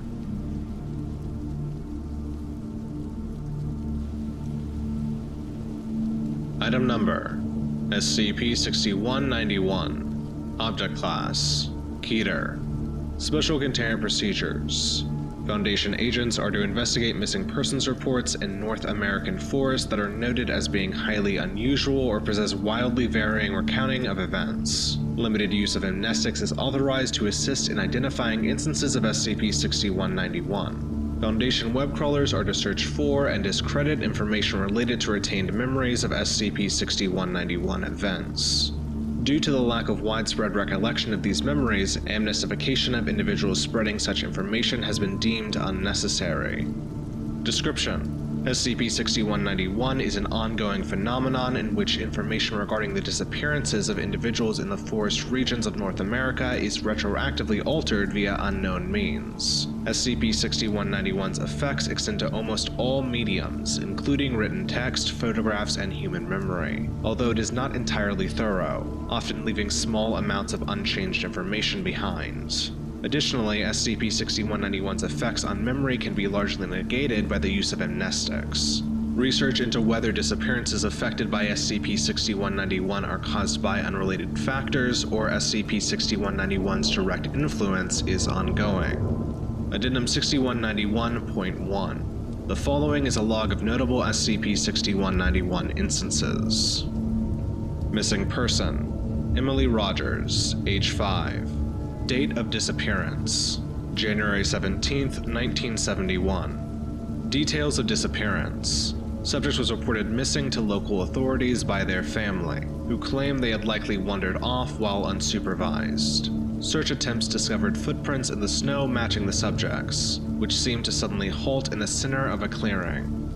Altered information: Reports of local weather at the time reported most snow in the area melting the night prior to the subject's disappearance. As a result, no footprints were ever located. Missing person: Dean Prager, age 19. Date of disappearance: August 13, 1979. Details of disappearance: Prior to their disappearance, subject was hunting with several friends in the Hiawatha National Forest in northern Michigan. Subject's friends claimed to have separated from them at approximately 8:21 p.m., after which subject could not be located. While no evidence of subject's whereabouts was found by following search efforts, others in the area claimed to see two abnormally large figures carrying a human-sized object at 7:44 a.m. the following day. Altered information: Subject's friends claimed to witness subject run down a hillside at 7:44 p.m. on the night of their disappearance, and that their attempts to follow and locate them failed. Subject's friends were suspected of foul play by local authorities, but were not charged criminally due to lack of evidence. Missing person: Martin Banks, age 24. Date of disappearance: October 5, 1996. Details of disappearance: Subject was hiking with several family members in the Great Smoky Mountains National Park. Subject was noted as acting paranoid and anxious throughout the hike, claiming to feel as if they were being followed. Approximately 4 hours into the hike, the subject's family reported suddenly becoming aware of the subject's absence. A large search and rescue attempt that followed was unable to find any traces of their location. Altered information: No material stating that the Banks family had gone on a hike the day of the subject's disappearance could be located. All members of the family, with the exception of the subject's brother, who maintained the above account, reported them going on a hike alone without being accompanied. Missing person: Michael Scherer, age 11. Date of disappearance: November 30th, 1999. Details of disappearance: Subject was playing with their cousins near a creek during a nearby family gathering. Subject's cousins report crossing said creek one at a time, with the subject being the last to cross. Subject's cousins professed to walking away after subject seemed reluctant to cross. At one point when subject was out of view, their cousins reported hearing loud splashes, after which subject could not be located. Search efforts were unsuccessful, although several fresh wet marks were found roughly 9 feet up on nearby trees. Altered information: Both subject and their cousins failed to return when called for by their families. The following morning, all but the subject were found hiding in a log in a nearby forest. When questioned, subject's cousins claimed to have gotten lost while playing, with subject splitting off from the group at one point, and was unable to be found. Missing person: Skylar Barrera, age 29. Date of disappearance: May 19th, 2005. Details of disappearance: Subject was reported missing after not returning from a hiking excursion in Yosemite National Park. Search efforts determined that the subject had abandoned several items, including shoes and food supplies, before ascending a nearby mountain, where the subject's footprints halted. Footage of the subject was inadvertently captured by a film crew conducting a shoot in the area. Said footage showed subjects slowly ascending the mountain in a confused manner, before seemingly noticing something out of the view of the camera. Subject then quickly fled further up the mountain. Altered information. The footage that previously showed the subject traversing the mountain was shifted to the left, cutting subject out of the frame as a result. Approximately 38 seconds into the footage, roughly the same amount the subject's behavior changed in the previous footage, a voice, presumably the camera operator, is heard muttering, "Wait, what are we doing?" Footage then continues as normal. Missing person, Sean Thacker, age 45. Date of disappearance, January 8, 2009. Details of disappearance. Subject was seen by local witnesses entering the Superior National Forest. 5 days later, an individual thought to have been the subject was spotted swimming in Lake Superior in a reportedly frantic manner. Altered information. No information regarding subject's life or disappearance has been recovered, with the exception of documents proving their existence and the above eyewitness accounts. Missing person, Sydney Banks, age 36. Date of disappearance, September 28, 2012. Details of disappearance. Subject was residing in a privately owned cabin located in western Tennessee. Subject was reported missing after several attempts to contact them by friends and family failed. Last known contact with the subject occurred on September 22, 2012, during a phone call with their brother. When searched, the aforementioned cabin's front door was opened. Security footage showed the subject opening the door and exiting the building in a frenzied manner. Altered information. Subject's family all claimed that they had several interactions with them prior to their disappearance, though none could produce any evidence of these interactions, in which the subject seemed depressed and lacking motivation. Security footage on the night of the subject's disappearance showed nothing unusual. Due to the above details, investigators ruled the disappearance as a likely suicide. Addendum 6191.2. The Foundation was alerted to the existence of a possible anomaly following the discovery of a post on parawatch.net, listed below. I'm just gonna start this off by saying this will probably be my last post. I became interested in the paranormal when my brother went missing years ago. Something about it was so strange. The day was just a blur, and nobody remembers things the way I did. I thought I might have been crazy, driven to madness by grief or some bullshit, but I decided to give myself a chance. I looked into it a bit. Disappearances where the accounts or details didn't match up. Turns out, my experience wasn't an isolated one. A rare one, but not unheard of. I found witness accounts that wildly differed from official reports. Newspaper articles contradicting each other. I could go on. That's why I made this account. Eventually, it kind of became a hobby of mine. I started to take it less seriously. This account became more about interacting with people who shared my interests. Until a couple of months ago, when the same thing happened to my sister. And by the same, I mean the same. She went missing. I remember one way, the facts agree with me. The next day, my entire family is asking me what I'm talking about. Even the security footage was different. I probably would have decided I was crazy if I didn't find the original footage on my computer. It was the same one I had seen before everything changed. I don't know what's going on, but I'm damn sure I'm going to find out. I'm going into those woods. Hopefully I'll see y'all on the other side. Investigation of the user's post history allowed Foundation agents to ascertain SCP-6191's nature as an anomalous phenomenon, along with identifying many instances of it. Attempts to locate the user have thus far been unsuccessful.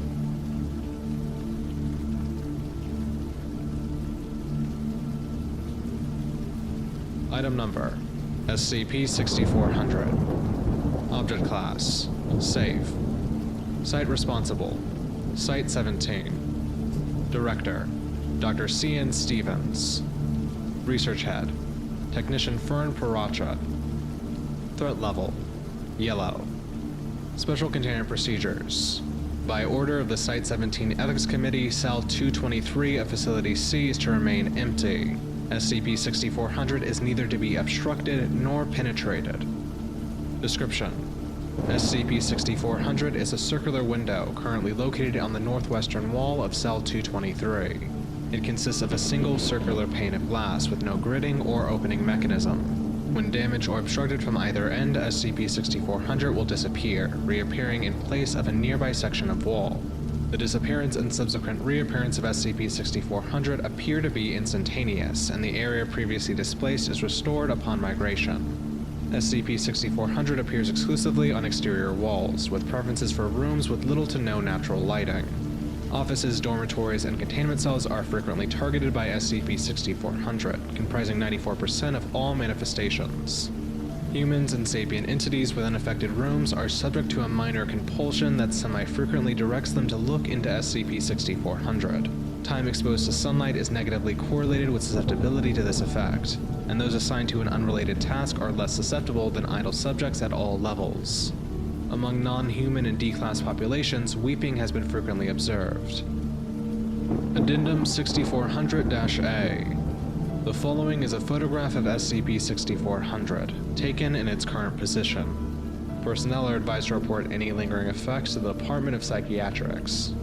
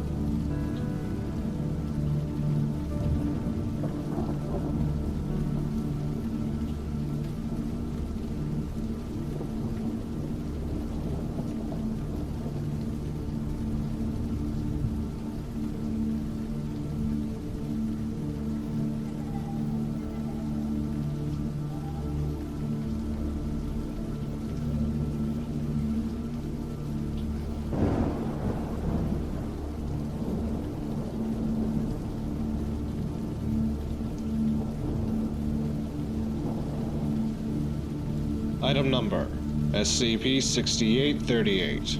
Object Class: Euclid. Special Containment Procedures. Reports of phenomena involving unusually bright lights in the forest of northern Ontario or nearby regions are to be investigated by Foundation agents, with the goal of gaining a greater understanding of the nature of SCP-6838. The death of SCP-6838-1 is to be publicly explained as a death due to exposure following a mental breakdown. Information and evidence to the contrary is to be suppressed by Foundation agents and web crawlers as per standard protocol. Description: SCP-6838 is the designation given to an unknown force thought to be responsible for the disappearance and death of Nova Scotia resident Gregory Moore, hereby referred to as SCP-6838-1. SCP-6838's nature remains almost entirely unknown to the Foundation, with the only known information being that SCP-6838 appears to inhabit the forested regions of northern Ontario. SCP-6838 creates a visual effect involving unusually bright lights. SCP-6838 was likely responsible for the death of SCP-6838-1. On April 8, 2019, SCP-6838-1 is known to have left his residence in Halifax, Nova Scotia, and drive for 17 hours to Kingston, Ontario, with the purpose of seeing several family members. Approximately 2 days after arrival on April 11th, subject drove north for unspecified reasons. See Addendum 6838.1. Subject's whereabouts in the following 11 days are largely unknown. See Addendum 6838.2. On April 23, 2019, SCP-6838-1 was discovered dead in the living room of a cabin SCP-6838-1's family had previously owned. SCP-6838-1's remains were largely untouched, showing little damage and possessing an anomalously slower rate of decay than usual for human corpses. A direct cause of death could not be determined. There are currently no other known instances of SCP-6838 manifestations or of other individuals being affected by it. Addendum 6838.1. On April 8, 2019, SCP-6838-1 replied to the following post on parawatch.net under the username owlpostmore. This post was likely the cause of SCP-6838-1's excursion into the forest on April 11, 2019. Anyone else from Ontario here? I live up north, near the forest, and I sometimes see these weirdly bright lights in the middle of the woods. It's always when I'm alone. I've tried showing it to others, but they never appear when I do. Anybody experience something similar? I haven't seen it in any other forests, just here. Would be neat if someone could get a picture or something. Nope, never heard of this. Why can't you take a picture or a video yourself? LOL. Finally, something on here that I've experienced. Back when I lived in Ontario, my family used to own a cottage up north. I used to run off and play in the trees all the time. Sometimes the woods around me would suddenly become super bright, like there were big floodlights behind the trees. It seems really weird now, but I remember finding them super calming. They'd always go away whenever my mom or dad found me and took me back home. One time, I got lost during a storm and almost walked into the light. I got scared by thunder and ran away, but the feeling was so strange. I'm actually supposed to visit my folks again tomorrow. I'll see if I can make some time to drive up north and see if I can get a pic or two. Investigation into the creator of the original post yielded nothing. User Lux was unable to be located, with all attempts to do so leading to various uninhabited sections of northern Ontario wilderness. Addendum 6838.2. The following are all known contacts with SCP-6838-1 during the period between April 11th and April 23rd. April 11th, 11:22 a.m. SCP-6838-1 detoured to a cabin in the forest, exited his vehicle, and began walking around the property. When confronted by the building's owners, SCP-6838-1 explained that his family had previously owned the property and that he was reliving memories. When asked to leave, SCP-6838-1 complied and drove away. April 13th, 3:07 p.m. SCP-6838-1 was spotted by a group of individuals who were hiking in the area. When approached, SCP-6838-1 began asking them if they had seen any lights. Unsure of what they were being asked, the group pointed SCP-6838-1 to the nearest road. April 13th, 9:30 p.m. A driver reported SCP-6838-1 standing in the middle of a previously mentioned road. The driver claimed that he didn't notice SCP-6838-1's presence until it would have been too late, if the subject had not ran back into the woods seconds before a collision would have occurred. Upon looking in his rearview mirror, the driver claimed to have seen a second figure follow SCP-6838-1 back into the tree line. April 16th, 6:48 p.m. SCP-6838-1 appears to have backtracked to the previously mentioned cabin. SCP-6838-1 was again told to leave by the same owners, who noted the absence of his car. After staring at the cabin for around 30 seconds, subject wordlessly turned around and walked back the way he came. April 22nd, 1:55 a.m. The following voicemail was left by SCP-6838-1 on his mother's phone. Hi, Mom. Sorry for not calling. Remember when I was a kid and I'd always talk about seeing lights in the forest? I found them again. I'm taking some pictures, but I wish I could show you myself. I think this is goodbye.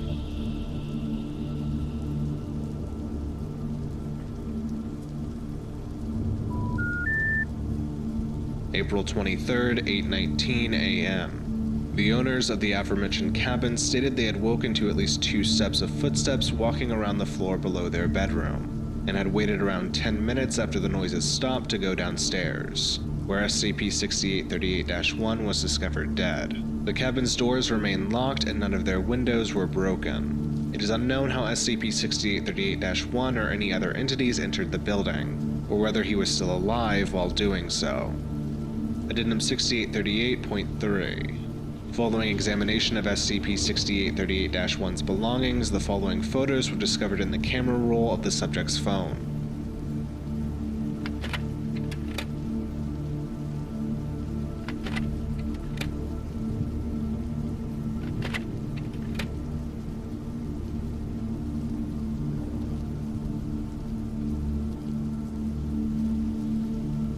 Item number: SCP-6957. Object class: neutralized.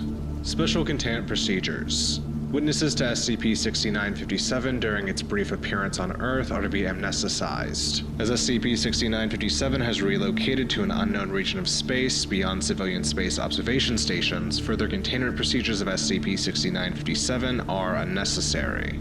Description: SCP-6957 is a sapient spacefaring organism resembling a disembodied tongue, 12 kilometers in circumference, which entered Earth's atmosphere on July 4th, 2307. SCP-6957 remained partially submerged in the Pacific Ocean for approximately 72 hours before ascending into Earth's atmosphere and subsequently leaving the planet's orbit.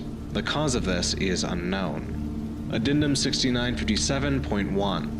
On August 3rd, 2307, SCP-6957 established a one-way communication channel with Earth's deep space communication relays that was intercepted by the Galactic Foundation. The message it sent has been transcribed below. To whom it may concern, I am a Gormedian culinary expert of the highest caliber, hailing from the Ramses system of the Plastic Galaxy. You may know me by many names: Kilgaroth, Consumer of Worlds; Killmonger, Consumer of Worlds; the World Eater, Consumer of Worlds, or Jonathan. My clientele have hired me specifically for my exquisite palate and measure of character, as I am well regarded for my excellent taste when it comes to devouring worlds. A visit from me is a blessing. To exist in the microbiome of a Gormedian such as I is the highest achievement any well-respecting sapient race should experience. Earth, however, will not receive the glory of my consumption, nor that of my clientele. Your atmosphere is an assault to the senses, overloaded with a horrid amalgamation of sweet and salty that do nothing to complement each other.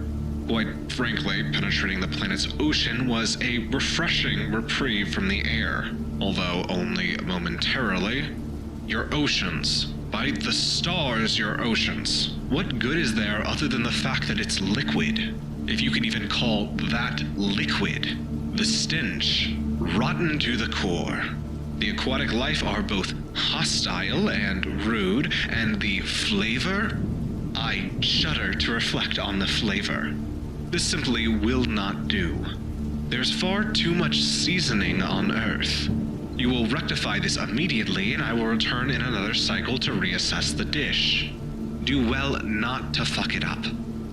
Addendum 6957.2. On August 3rd, 2310, SCP-6957 returned to Earth, remaining suspended above the Pacific Ocean for 48 hours before ascending out of the atmosphere.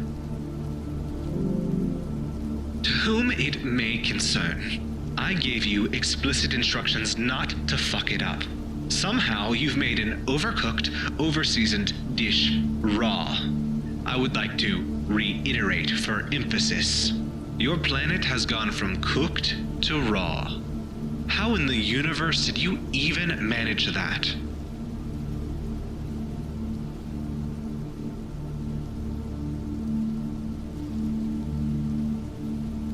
Item number, SCP-7396. Containment type, Esoteric. Secondary class, Certain Newness.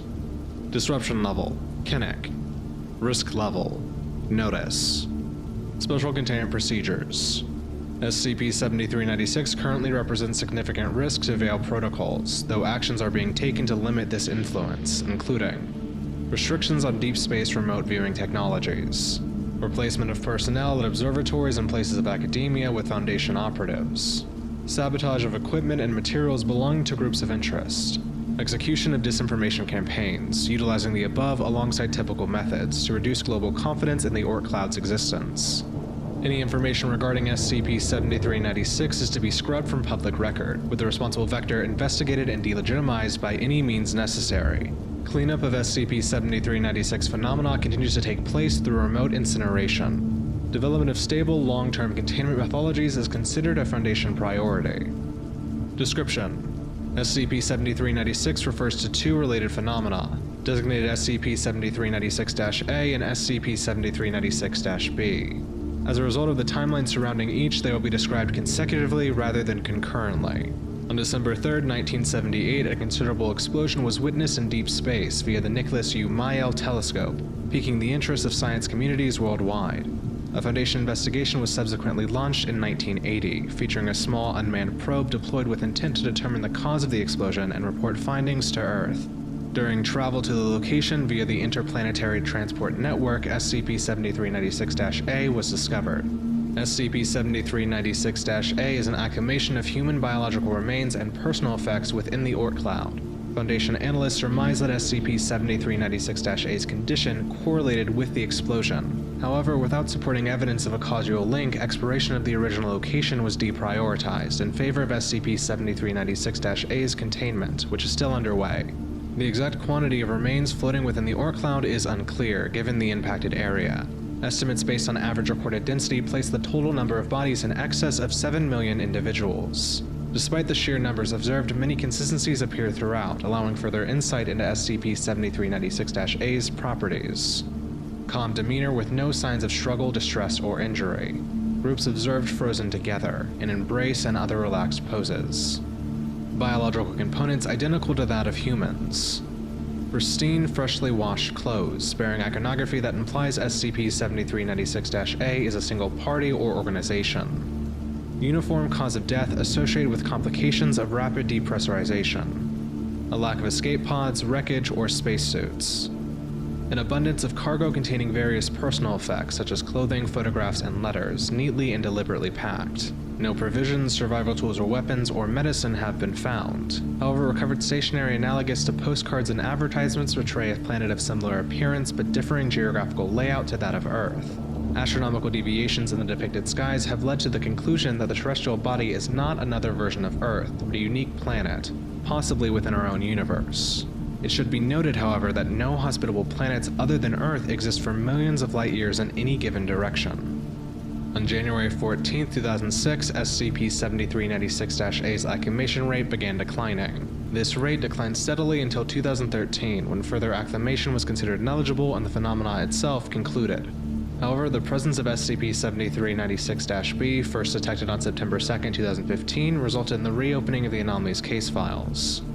SCP-7396-B is an ongoing discovery of biologically human corpses and mechanical wreckage, scattered in a trail of increasing density located between 0.5 to 1.4 light-years away from the location of SCP-7396-A. Approximations made suggest cadavers exceed 5 million additional unique individuals, the plurality of which are situated near the far end of the observed range.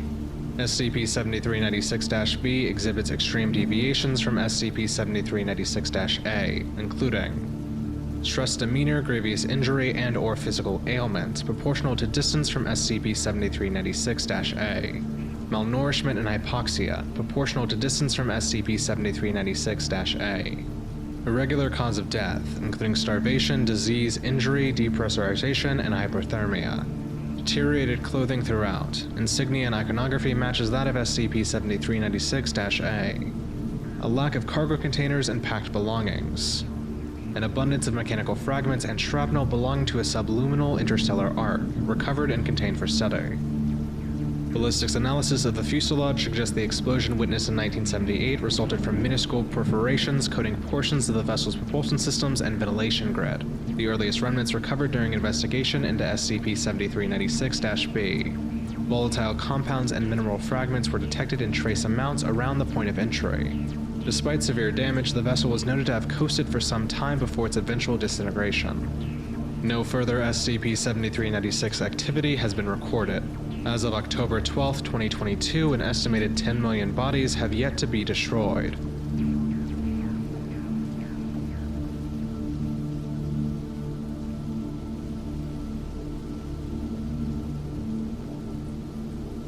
Item Number: SCP-7409. Object Class: Safe.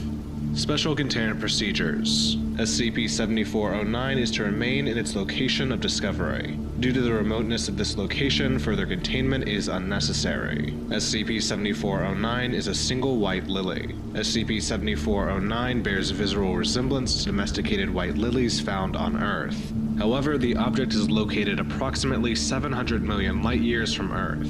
This location is notable for being at the approximate center of the Boo-Otis Void.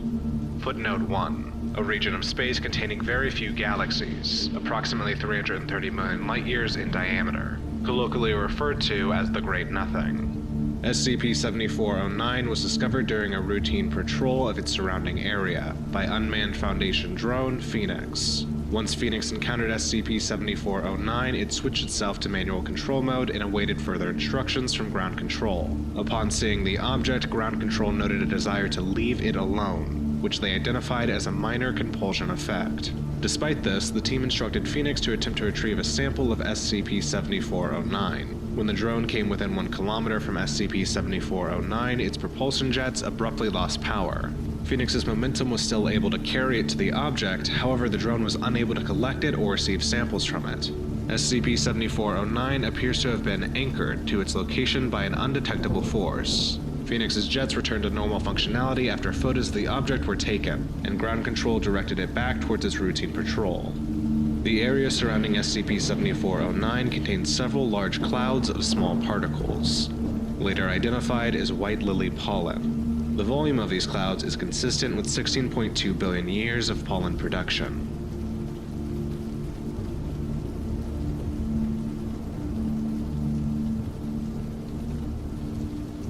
Number: 7832. Classification: Euclid. Tricky. Containment: Brevity. Conservative. Actions: Words 3. Singular: Mandatory, enforced. Fully expressive concepts. Written, typed, spoken. Recorded, shared, approved. Everyone, everywhere, Foundation. Document, easiest, comprehends. Speech, difficult, caution. Language, any, indiscriminate. Anomaly, visit, cell. Daily, hourly, anyone. Security, clearance, medium. Violate, complexity, disaster. Breach, ritual, personnel. Recital, simultaneous, orchestrated. Just 3 words. Repeated, measured, clear. Description, entity, amalgamation. Origin, unknown, reticent. Species, singular, theory. Intelligent, impatient, dissatisfied. Restless, constructive, ceaseless. Complexity, more, always. Additions, everything, everywhere. Knotted, twisted, suffocation. Dangerous, overgrown, calamity. Hostile, no, counterproductive. Weakness, discovered, minimalism. Enforced, results, positive. Activities, reduced, manageable. Addendums. Tests. Few. Words. Quantity. Experiment. None. Failure. Escaped. 1. Cruelty. Avoid. 2. Insufficient. Suffers. 4. Excessive. Breach. 3. Balanced. Perfect. Reliable. Secure. Conclusive.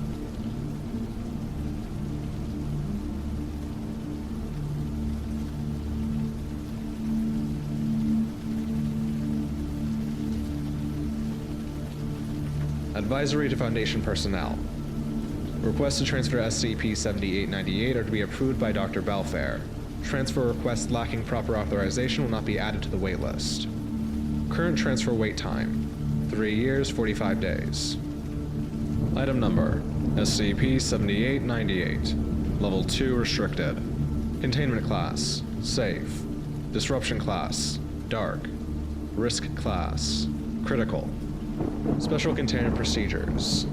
All 122 existing instances of SCP-7898 are currently held in a specialized Atrium habitat in Site-109. Upper Atrium windows of SCP-7898's containment are to be uncovered for a minimum of 5 hours per day, adjusted on overcast days to provide SCP-7898 sufficient sunlight. Atrium windows are to be covered and the containment area filled with aerosol sedative during blood-sun cycles. Any new instances of SCP-7898 and SCP-7898-1 are to be incinerated. The town of Field Spring has been demolished and its existence expunged from public record. Description: SCP-7898 is an arachnoid parasitic creature that inhabits human bodies for locomotive and reproductive purposes. SCP-7898 nests in dark, dry, enclosed spaces, most commonly inside the walls and crawl spaces of houses, and subsists on sunlight. Footnote 1. Non-predatory UV light. In a process similar to photosynthesis. SCP-7898-1 instances are the full human bodies used by SCP-7898 for locomotion. SCP-7898-1 instances retain the ability to move and speak similarly to non-anomalous humans, but lack many bodily functions, including eating, drinking, and waste expulsion.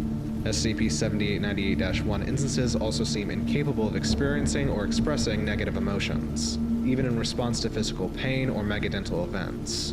SCP-7898 themselves measure between 15 to 25 centimeters in length and typically weigh between 4 to 6 kilograms. Footnote 2. Non-sentient kilograms. Depending on the age of the host, with 6 legs visually similar to a spider. Footnote 3. Observers specifically mention similarities to the non-anomalous horse-eater spider.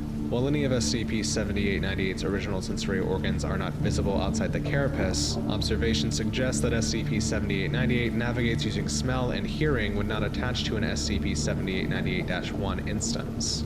SCP-7898 was originally discovered in the town of Field Spring. Footnote 4. Located in the area formerly West Virginia. There were no survivors. Addendum 1. Life cycle of SCP-7898. Based on discoveries from both Field Springs and Foundation experimentation, the observed life cycle of SCP-7898 is as follows. Phase 1. A mature instance of SCP-7898 will hide within the hollow walls of a building, most frequently a house, where it waits for a suitable host. Phase 2. The instance will break through the drywall from within, grab the head of the host, and use a sharp appendage to implant an egg in the host's ear. Phase 3. The host experiences mental fog, manic episodes, head and neck pain, and neck muscle weakness. Phase 4. The host feels compelled to keep their head inside small, dark places, such as under blankets or in containers. Phase 5. The host will force their own head through a wall. Life signs cease. Phase 6. The host's head rips off at the neck, and arachnoid appendages of a fully mature SCP-7898 instance emerge from the mouth, ears, and throat. Experiment log. Experiment. Extracting SCP-7898 egg from host after implementation. Result. Failure. Host subject brain death. Experiment.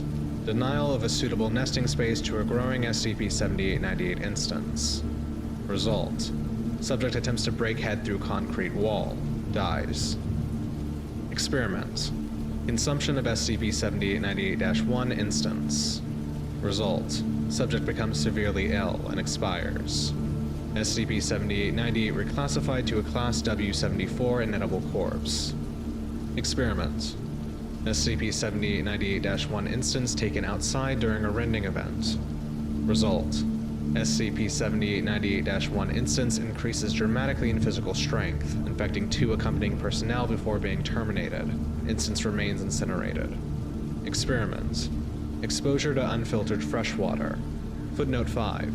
Treated as to not dissolve its container. Result. No notable effect beyond ordinary chemical burns. Experiment. Exposure to untreated seawater from the Panarctic Ocean. Footnote 6. Treated as to fit into the building. Result. Integrates with the water. Becomes transmissible through any physical contact with water, as evident by multiple cases among attending staff. Water sample destroyed. Note.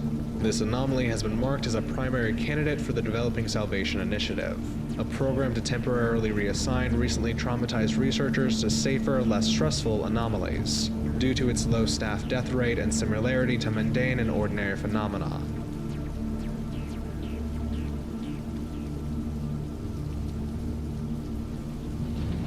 SCP-7918. Object Class.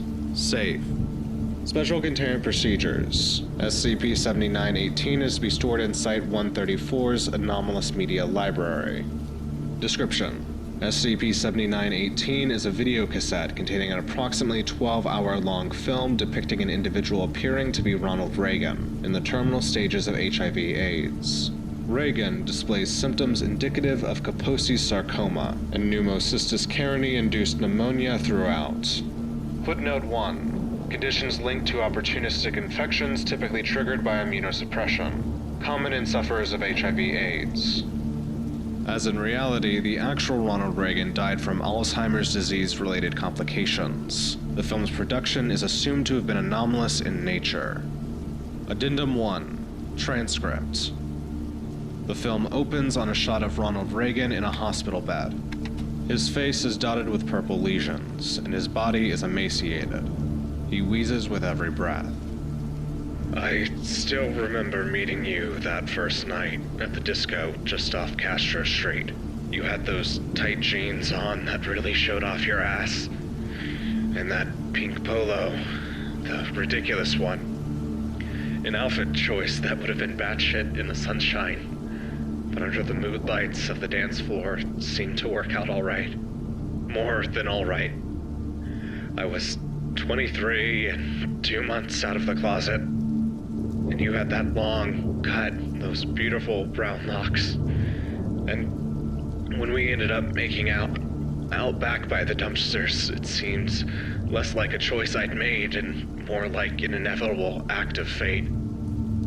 We didn't have sex that night because I was scared and new and naive. Because I'd made an excuse to get away. Because being gay didn't exactly cut away my all-consuming fear of intimacy. I woke up the next morning thinking that I'd really fucked it. That for the first time in 23 years I found love and thrown it away because I was that special brand of perennial coward. And I figured this was it. That it was over. That I was going to die alone in my empty one-room studio in that tenderloin that I could barely cover the rent on. And then I saw you in the booth in the BART, and you said hi. And then we did end up having sex that night, and things worked out alright in the moment. Reagan coughs, blowing mucus into a tissue.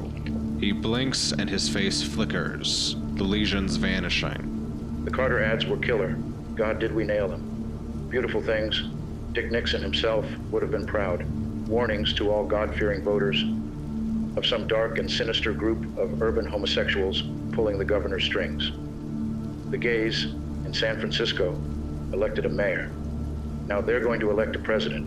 Carter himself, yes sir. Jimmy from Humble Plains, a man who's lusted in his heart. Election night was a work of art. Some Renaissance portrait of hate and backlash and morality. We gave Falwell the knife and God did he cut. Big chunks of meat, delicious. I remember skinning rabbits back in Monmouth. It was beautiful.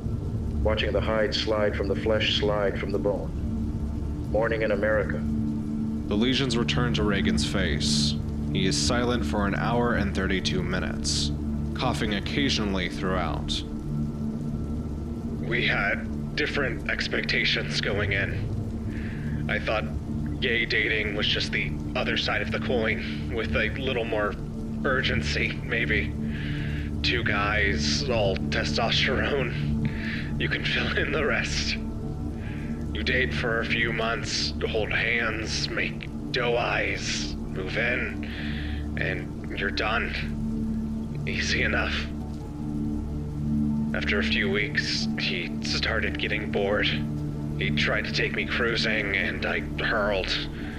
He mentioned a bathhouse in casual conversation. We were eating at a diner, and we fought the whole rest of the night. Him throwing hard-edged words like prude and sexual fascist, and me just crying, mostly. He said he was sorry in the morning, and I believed him. But we both knew that was it. I spent the next month learning not to love him. And one Friday, when he was just out, I carried everything I owned out of his apartment in 2 small boxes, and just walked deep into the night, until I was standing on the Twin Peaks, the 2 grassy hills overlooking Castro and the city beyond. And I sat there until the sun rose over the bay and cast pink rays into the overcast sky. And the fact that it was over set in.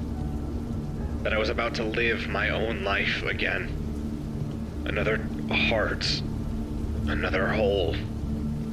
In June, the next year, the phone rang. He told me that I shouldn't be too worried, and that it was much more likely that he'd caught it in the interim. But he was feeling tired all the time. That he had spots on his thighs and back. That it wasn't a sure thing yet, and he was terrified of seeing a doctor, but that he just felt I should know. That it wouldn't be fair to let me go into the dark like that. And then, for the first time, I heard him cry.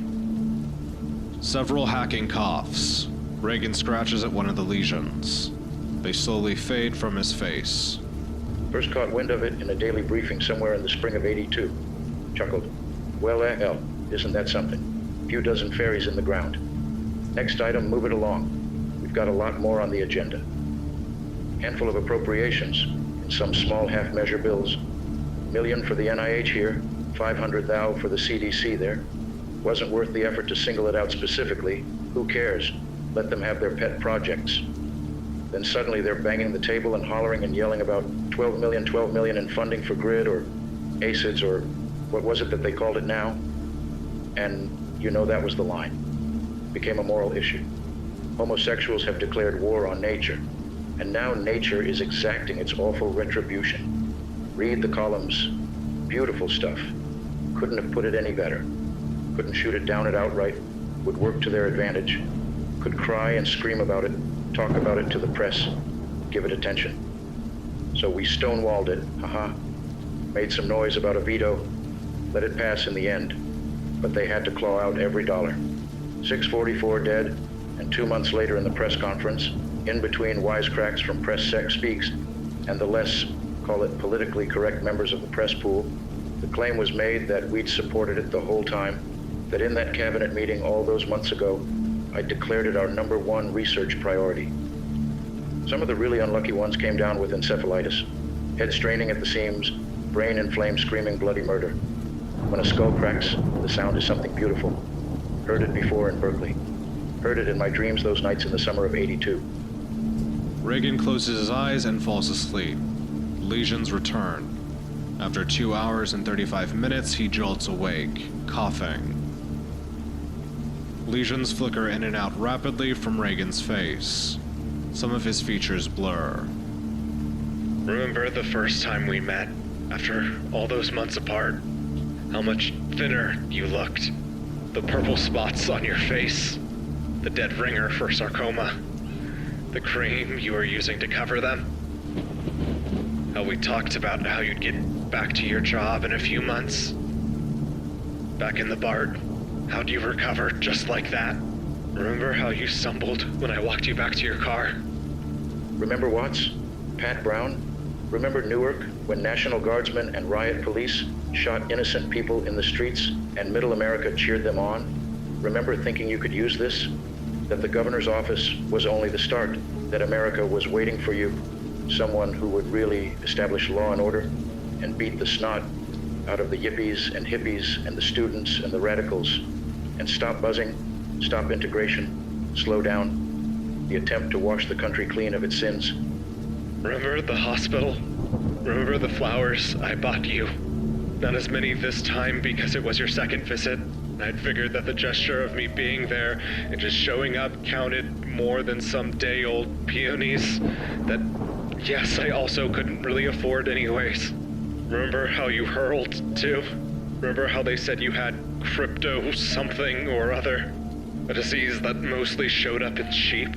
Remember how, when I talked about it to the only person I knew from back home, my buddy Jim, who said he really didn't mind the gay thing because he knew I was a good person deep down, which was all that really mattered in his book. And he said that he'd seen it once in the neighbor's herd and how they shot them. How that was the only cure, shooting them. Remember the smile in his voice?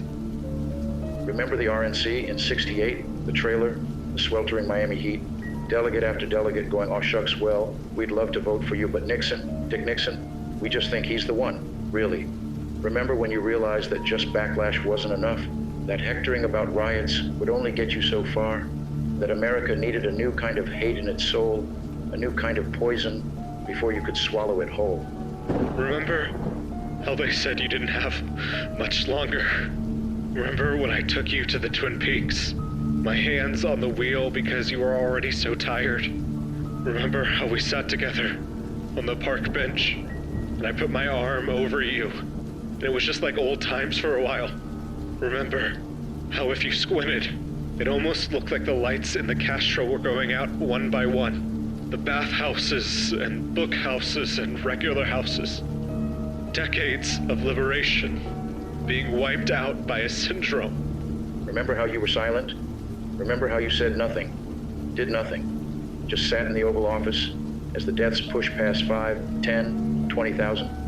Remember how the White House kept pushing for funding cuts, reductions, for the CDC and NIH and all the various labs and hospitals to do more with less?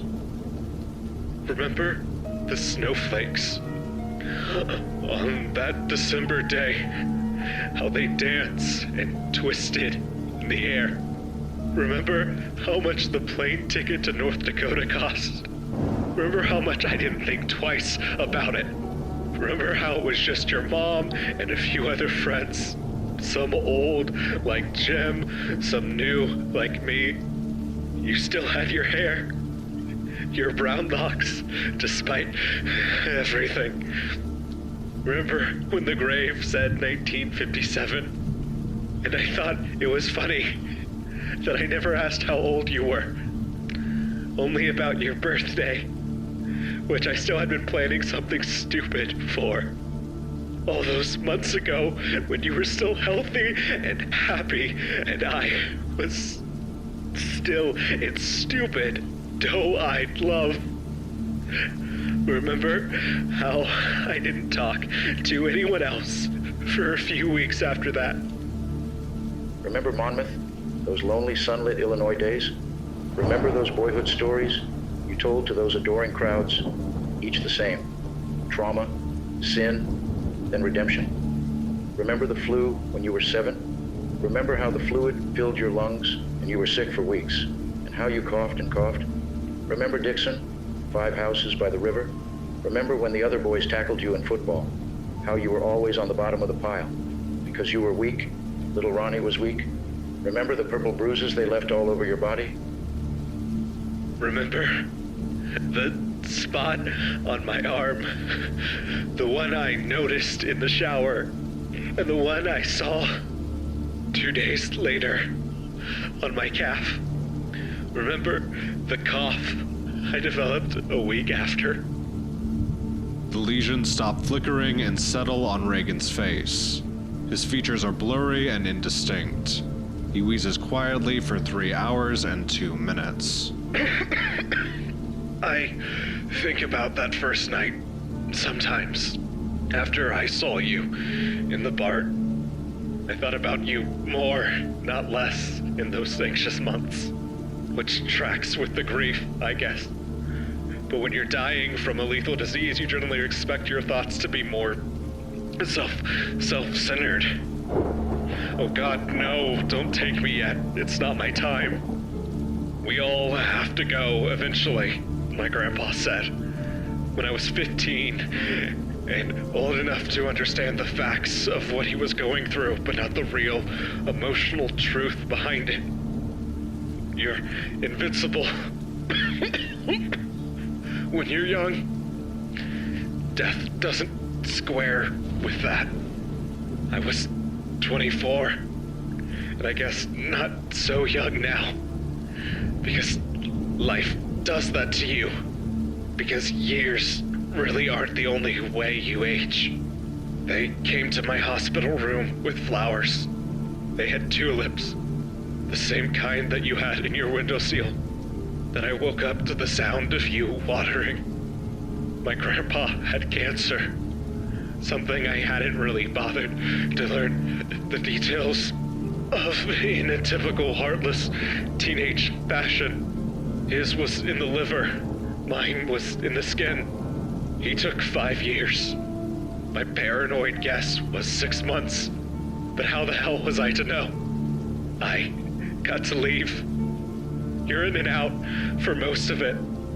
A few weeks in a hospital bed, a few weeks in your own. Tired all the time. No fun. No fun. Just how I lived now. Never felt lonely because I still had you. All those memories. Powerful things on cold nights. You talked about how great a memory you had. Said you could still remember the first time I looked at you. I called bullshit and meant it. Because this was after one of our bigger fights. And I figured it was just an outright ploy. But now, I'm not so sure. The lights in the Castro going on one by one. Faster than they winked out. In Manhattan. In LA. Humanity, community, support from all corners. The blurring fades from Reagan's face, although the lesions remain. His appearance is now that of an as of yet unidentified male estimated to be around 25 years of age. One day, I'll wake up in your apartment again, I think. I don't know if you'll be there, but I know I'll wake up there one day with tulips on the windowsill and your polo on the floor, and it'll be comfortable. It will be warm, and the world outside won't mean much just yet. I'll wake up there in your too small twin bed, looking at the unfinished stucco ceiling, and I'll smile. Someday, this will all be over, and I will be someplace with you, because that's what home really is to me now, and it will be warm, and the world will be smiling, and things will be all right. Reagan coughs once. He is quiet for an hour and 2 minutes, before giving several hacking coughs, after which all signs of life cease. After 3 hours and 57 minutes, his face returns to that of Reagan's. He looks lost. When the dam finally burst, when the big names and the celebrities and the foundations and the institutes all came crashing down talking about AIDS, this awful epidemic AIDS, I got up on stage and gave a pat 25-minute speech that started with an anecdote from my days at the General Electric Theater that promised nothing, essentially, just some token measures, bare pittances. No funding, no nothing. the same exact course. The gnawing won. When I looked at myself in the mirror, I saw myself as I'd always imagined it. Old, weak, tired. One day I forgot I had an appointment, and then I was out of office, playing golf with Nancy, lying in bed mute, staring at the walls, dying slowly, dying from the fluid in my lungs. In Monmouth, when I was sick, they brought me toy soldiers to play with, my own little army. I moved them around, and I won battles and won wars. When I started getting better, the sunlight shone through the window onto my face, and there was a game on, a locker room. The team was waiting for me. I stepped onto the field, and the light shone on my face, and the crowd cheered, they cheered, and I smiled back at them. Dutch, Dutch, Dutch. The sky went gray and the crowd went quiet, and when I opened my eyes, they were all around me. Worried faces, hoping, crying, Ron, Ron, Ron.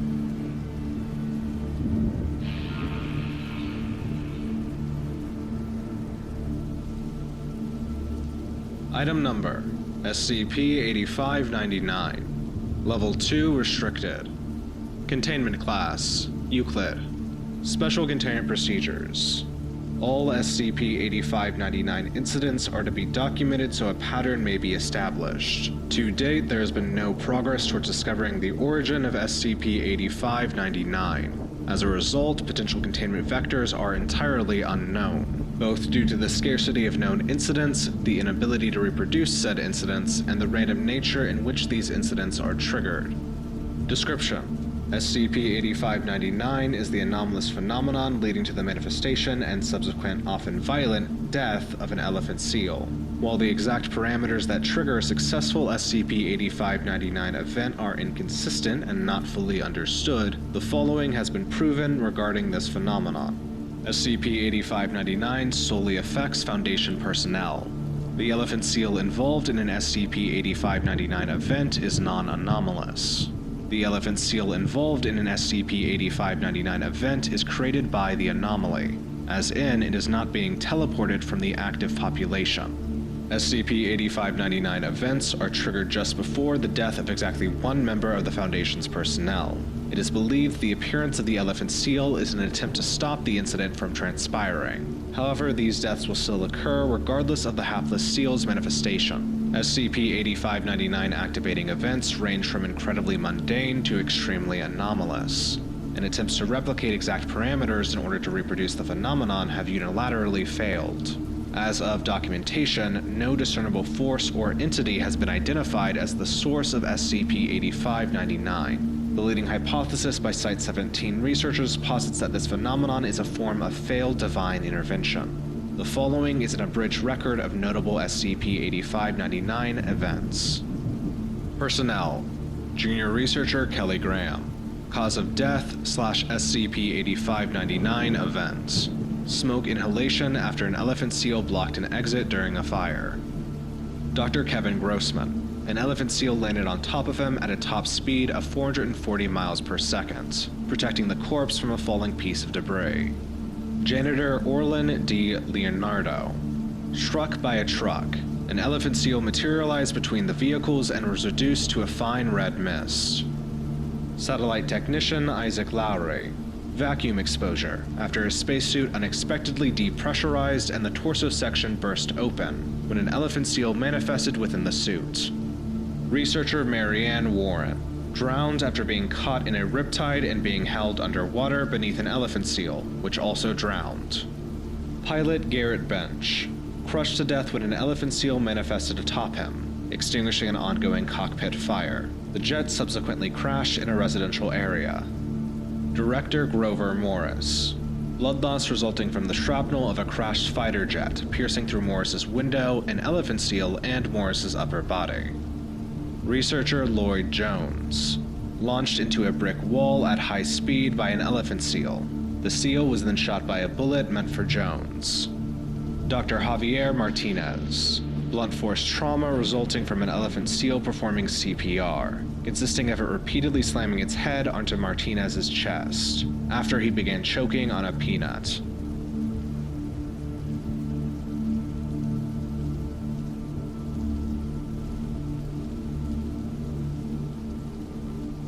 Item Number SCP-2140. Object Class Thaumiel. SCP-2140-1-D is considered neutralized. Special Containment Procedures. SCP-2140 poses no threat to Foundation personnel. Deployment to counter hostile SCP-2140-1 instances under the conditions of Appendix A is authorized. Expanded deployment against other threats must be approved on a case-by-case basis by O5 Command and the Ethics Committee.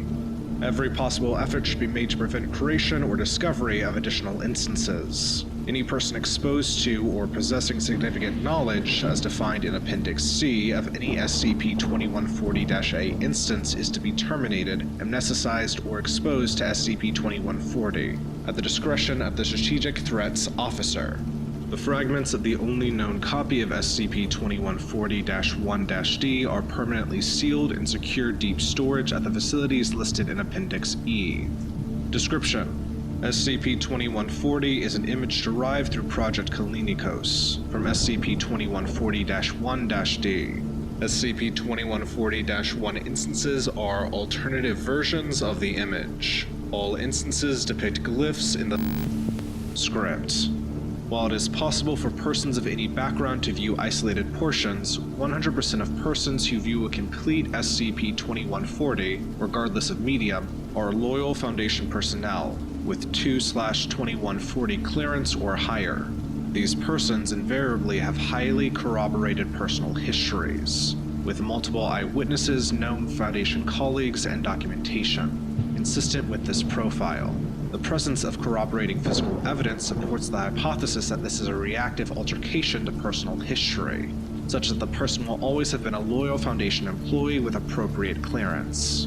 It is suspected that this anomaly follows a path of least resistance, and alters the minimum necessary number of events, Appendix B. No record exists of any experimental test subjects, such as D-Class personnel or any other person lacking appropriate background and clearance viewing the complete image. SCP-2140-1-D was first located at the dig site, kilometers west of Uzbekistan. Irregularities in the dig team's reports were noted, and due to the nature of the dig site, a memetic hazard was suspected. MTF-Eta-10, See No Evil, was deployed, and faced heavy resistance from the dig team. The researchers and security personnel were later discovered to have been a covert cell within the Foundation, dedicated to the retro-creation of and were killed resisting capture. Footnote 1.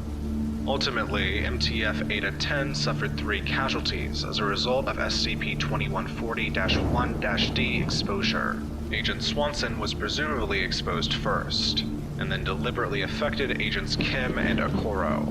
Subsequently, these 3 agents were discovered to have represented another deep cell, despite originating on 3 separate continents and knowing each other for less than a year, and were killed attempting to access SCP. Following recovery, Project Kallinikos was enacted. The project's separate teams analyzed sections of SCP-2140-1-D in isolation. Their findings were given to a compartmentalized implementation team, which was then able to produce a working prototype of SCP-2140, with 0 exposure to the original. All members of the project, including all personnel exposed to early prototypes, were subsequently exposed to SCP-2140 and amnesticized.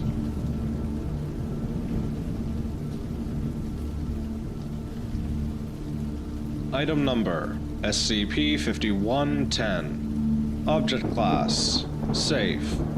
Special Containment Procedures. All identified SCP-5110 items are to be contained in a secure containment locker. Under no circumstances are any Foundation personnel beyond Class D personnel to ingest any SCP-5110 products. Identified shipments of SCP-5110 are to be contained as soon as possible, and instances in retail are to be recalled. Staff involved with obtaining the shipment are to be interviewed before amnesticization.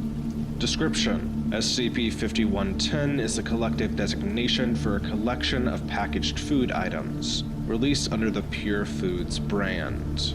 These items are typically food and drink items mimicking those of popular brands such as Coca-Cola or Haribo. SCP-5110 are usually found and shipped to small convenience stores. Attempts to find the company or individuals responsible for the creation of SCP-5110 are ongoing. When ingested, SCP-5110 has adverse anomalous effects on the digestive system of the consumer. While the effects of SCP-5110 products typically vary with the specific item, with some being much less harmful, no item has been shown to have no anomalous effects on the consumer. Items of a specific SCP-5110 product are designated further as SCP-5110-A through SCP-5110-D. An abridged description of each SCP-5110 product and its observed effects are available below. Designation: SCP-5110-A. Name on packaging: Pure Berries. Description: SCP-5110-A appears to be a container of assorted berries with packaging typical of the Pure Foods brand. After consumption, SCP-5110-A manifests large quantities of rotting berries inside the digestive system of the consumer. SCP-5110-B. Pure Soda. SCP-5110-B resembles a soda can used by brands such as Coca-Cola or Pepsi, with packaging typical of the Pure Foods brand. SCP-5110-B's contents are carbonated mineral water. After consumption, multiple glass 237ml bottles form in the digestive system of the consumer, often shattering from pressure. SCP-5110-C. Pure Worms. The packaging contains multiple multi-flavored gummy candies in the shape of worms. Following ingestion, entities resembling the bobbit worm appear inside the subject's digestive system. These entities, when removed, appear colored or dyed to resemble the candies in SCP-5110-C. This causes significant trauma to the digestive system and other parts of the body due to the entity's burrowing instincts. SCP-5110-D. Pure Bears. The packaging contains multiple multi-flavored gummy candies in the shape of bears. After being ingested, a juvenile brown bear forms in the consumer's digestive system over the course of 1 to 3 days. The juvenile brown bear, after being removed, appears to have dyed fur similar in appearance to the colored gummy consumed when opened. Addendum 1. Packaging. On the back of all SCP-5110 items, there are a series of statements presumably from the company or creators. This has remained consistent on the packaging itself and is the only sign or marking from the company, aside from the Pure Foods brand name. It is our mission, and has always been our mission, to bring you Pure Foods. Look at all the other products you own. Look at the ingredients, the sugars, syrups, and unnecessary things that have been added. So much added for taste, so much added to placate you. Look underneath this. We do not give you the sugars that slowly rot your teeth, the fats that bloat you, the syrups that leave you wanting more. We give you Pure Foods. We take the pure essence out of these and put them into gelatin. No more, no less. Eat with pride. You are getting the finest in food. You are getting the purest. Nutrition facts. Calories: 58,000. Total fat: 40,000 grams. Sodium: 16 grams. Total carbohydrate: 0 grams. Total sugars: 0. Protein: 260,000 grams. Ingredients: bear.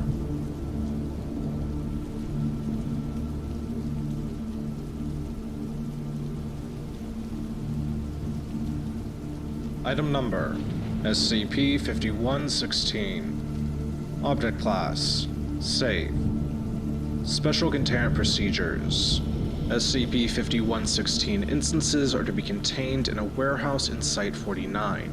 Individual desks and chairs are to be arranged in a 5x5 grid pattern, with SCP-5116 placed upon them. Personnel are not permitted to make contact with either SCP-5116 or SCP-5116-A instances within the period between 12 to 6 a.m. local time. Living individuals corresponding to SCP-5116-A instances are to be monitored at all times for aberrant behavior and signifiers of demonic possession, to be immediately exorcised and contained upon the manifestation of such behavior. Houses affected by SCP-5116-B are to be purchased and maintained under the guise of renovation.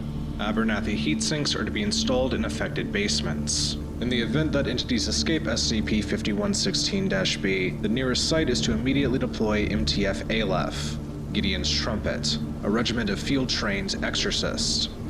Description: SCP-5116 is a collection of 24 vintage Atari 2600 video game consoles and CRT television sets, running the 1978 game Space Invaders. SCP-5116 are unable to be powered down, and possess hexagrams and other occult symbols etched onto the interior of the console's casing for unknown reasons. Personnel are unable to play SCP-5116, with instances displaying the words "Please insert 1 coin" to begin, despite no method of inserting coins into SCP-5116 existing. Personnel who attempt to interact with either SCP-5116 or SCP-5116-A after midnight are attacked by a legion of Type Yon Tartarian entities. Footnote 1. Lacking sapience, agency, or corporeality, often bound to objects as guardians, which deem manifest upon the subject leaving the immediate vicinity. Every midnight, 25 humanoid entities designated SCP-5116-A manifest at the controls of the SCP-5116 instances. These instances resemble the semi-finalists in the 1980 Atari Space Invaders Championship. SCP-5116-A are almost entirely incorporeal, but can manipulate the inputs of SCP-5116. Entities appear completely unaware of their surroundings, and do not respond to attempted communication. If an SCP-5116-A instance reaches a fail state on its SCP-5116 instance, the SCP-5116 instance will demanifest, to reappear the following night. SCP-5116 noticeably differs from the non-anomalous instances of Space Invaders, in terms of gameplay and art style. Hostile sprites have additional features, which appear to be accessory horns or talons. Rather than orderly descending in rows from the top of the screen, the sprite's movement is random, descending the display in differing speeds and patterns. The protective bunkers are also absent, leaving nothing between the entities and player character, whose sprite is replaced by 2 perpendicular lines of differing length. There are no levels or noticeable escalation in difficulty, though as enemy sprites constantly spawn, lapses in concentration from SCP-5116-A quickly lead to fail states. SCP-5116-B is an extra-dimensional shaft of unknown depth, located underneath San Diego, California. SCP-5116-B is only accessible through its entrances, the largest being within the basement of Dan Wolf Dunn, the former CEO of Arcadia, with smaller shafts being found within the residence of employees, also within San Diego. Footnote 2. Many of these residencies have been vacant for several years, with Dunn's house in particular having not been in use since his death in SCP-5116-B constantly produces large amounts of heat, and a bright light can be seen at the bottom of the shaft. Situated approximately 100 meters deep within the shaft, there is a small platform constructed of plywood and 2x4 lumber. On the platform is a collection of objects, some of which possess anomalous properties. An aspersorium and aspergillum. Footnote 3. Container of holy water and associated sprinkler, which is consistently replenished every 10 minutes. A wooden rosary, possessing a St. Peter's cross.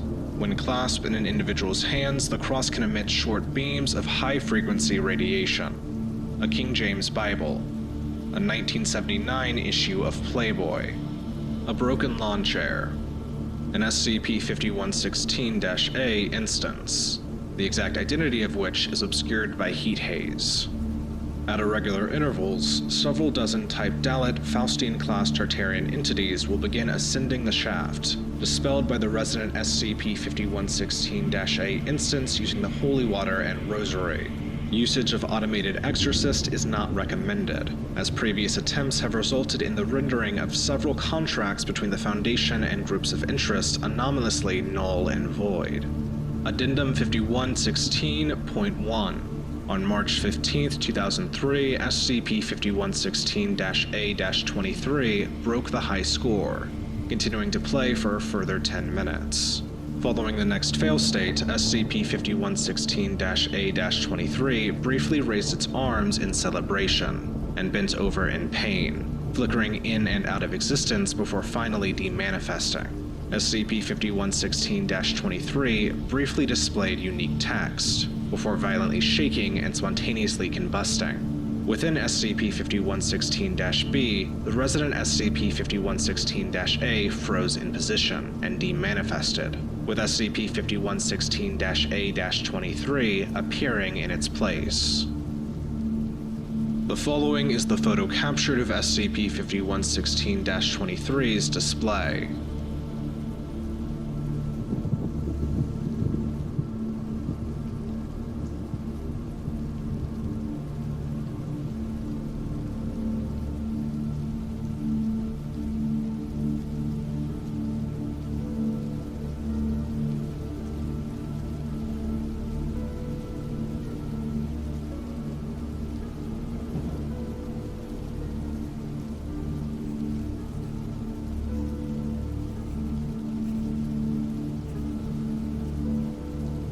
The number of this SCP is 7785. Beware, what you're about to see will not be easy to survive.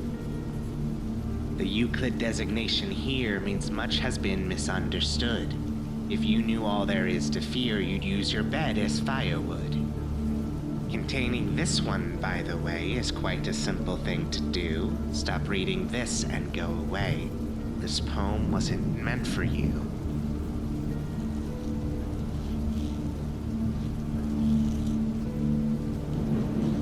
Description: pale and dressed in black, curated for a children's book. One day they launched a sneak attack and shrunk their author from a hook. Mr. Lengthwise, Mr. Longways, they're not fiction any longer. Rhymes are like their doors and hallways, readers make them even stronger.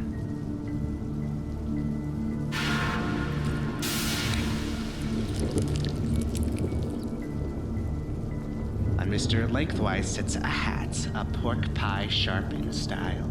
It covers up his eyes so that you only see his hungry smile. Lengthwise likes to creep up soft along your floor and wall and ceiling. And if he lifts his hat aloft, his gaze will leave your psyche reeling.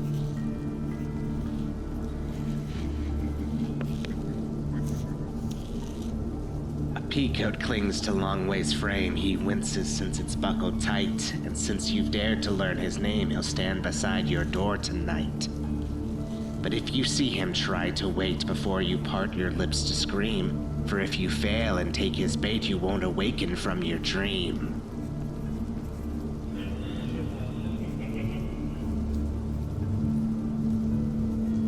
So stay alert when counting sheep, and 'neath the covers always hide. The moment you lay down to sleep, you'll find them smiling at your side.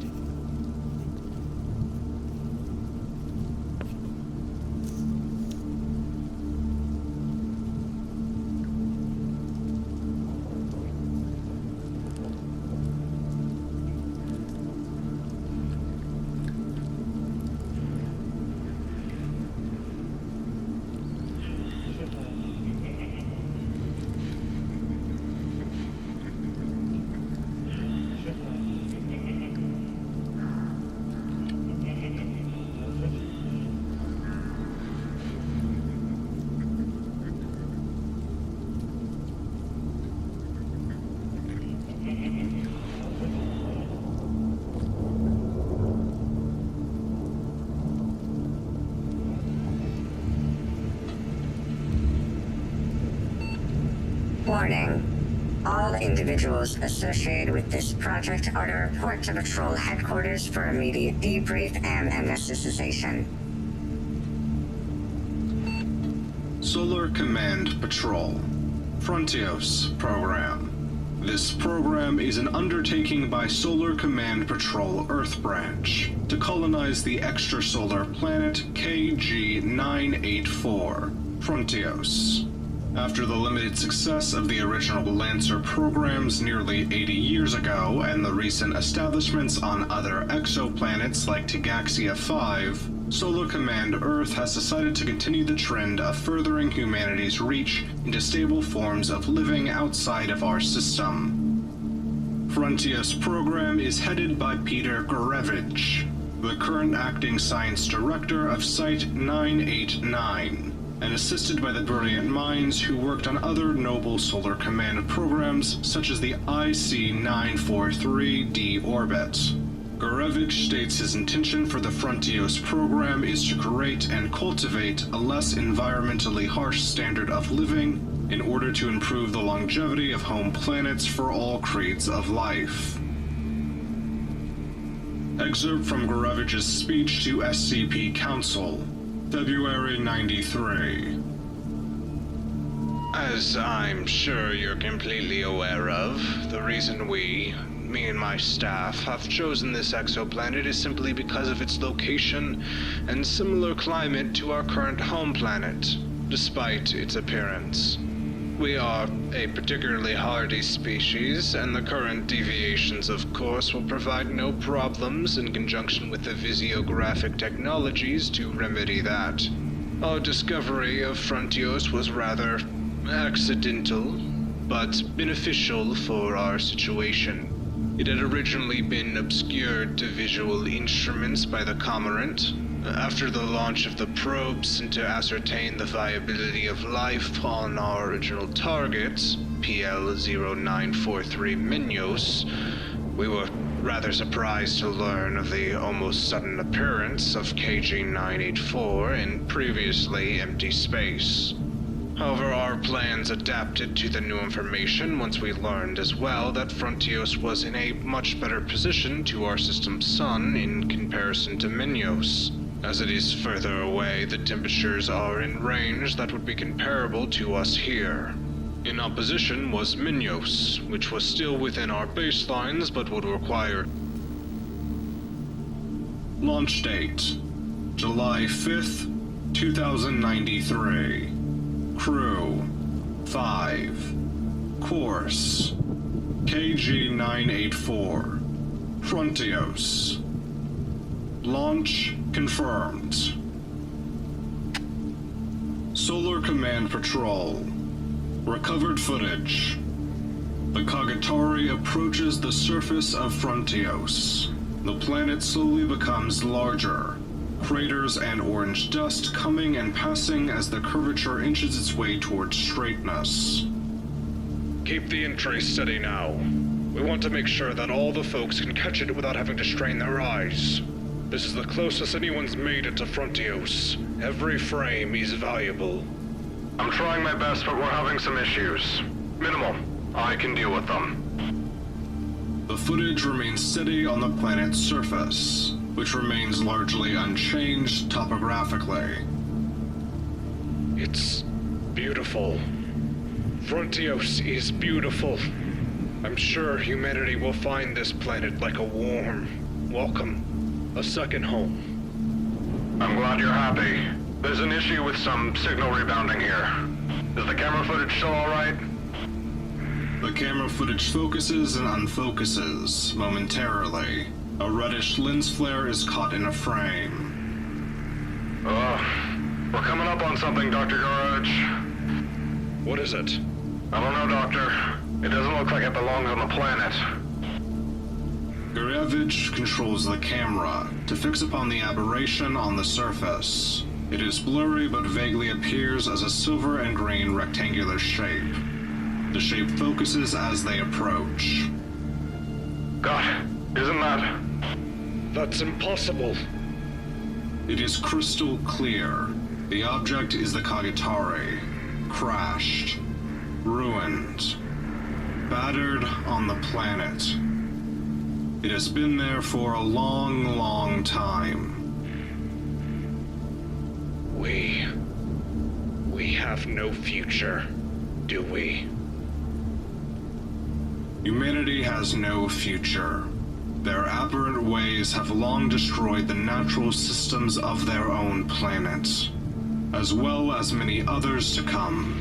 I am sure you knew long before you stepped on your craft, Peter Gurevich. You have gone full circle. Frontios is Earth.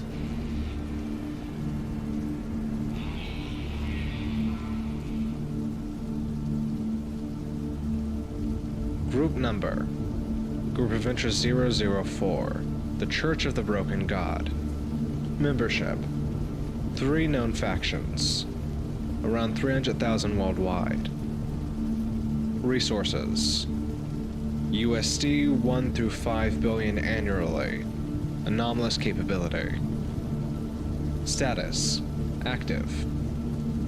Description: The Church of the Broken God is an anomalous religious organization which worships mechanization and believes flesh and life to be inherently evil or broken. Though its origins are unknown, broken god-related artifacts have been recovered from archaeological digs dating back to the Greek classical period. And church dogma asserts its existence predates the appearance of life on Earth. Central to their theology is that their deity has been scattered, dispersed, or otherwise rendered inert. Through the use of technology, often anomalous, church followers seek to bring together the components of the body of God, thereby allowing the divine a physical form to utilize and bringing about some sort of techno-organic apotheosis. Several SCP objects have been attributed to this group since its discovery. Personnel may reference items indexed under Broken God for a restricted list. The current leader of the oldest extant denomination of the Broken Church, Group of Interest 004-A, is an individual identified in records as His Holiness Robert Bumaro, builder of the Broken God, who apparently gained the title in 1946. Footnote 1. Spanish nationalist records from 1938 mention a civil mechanic by the name of Humberto Bumaro, who received several government citations for miraculous feats of engineering and mechanical repair in service to the state. Whether or not this is the same individual and his whereabouts during the Second World War is unknown. While this sect continues its efforts to reconstruct their deity, the religion as a whole has at some time in the past century undergone a major schism. 2 significant breakaway movements from the original church have entered into a major theological conflict. The Cogworth Orthodox Church, Group of Interest 004-B, espouses a form of literal religious iconography known as standardization, whereby adherents submit to anomalous mechanical enhancement with the stated goal of remaking themselves in the image or plan of their deity. Due to the extent of their mechanical augmentation, members of this sect often emit audible ticking or tapping sounds, and have been referred to disparagingly as tickers by members of the other 2 sects. Cogworth Orthodoxy deliberately adheres to the technological norms of the late Industrial Revolution, and regard the mass production of analog steam and clockwork-driven machinery as a form of prayer. Orthodoxy doctrine is highly centralized and regulated by a group of unknown composition, known as the Patriarchs. This body issues detailed production orders and design documents, which form the core of the group's extremely extensive Holy Writ. Orthodox belief decries the use of electronic or digital devices, and views distributed information sharing and decentralization as tantamount to the dissolution of divine knowledge. The Church of Maxwellism, Group of Interest 004-C, represents a modernized computation and network-oriented means of worship. No central organizing church body is known to exist. However, interviews and covert surveillance has determined that all known cells are in regular contact with one another, and capable of coordination. Maxwellists favor small-scale body modification through the use of advanced cybernetics and organ enhancements.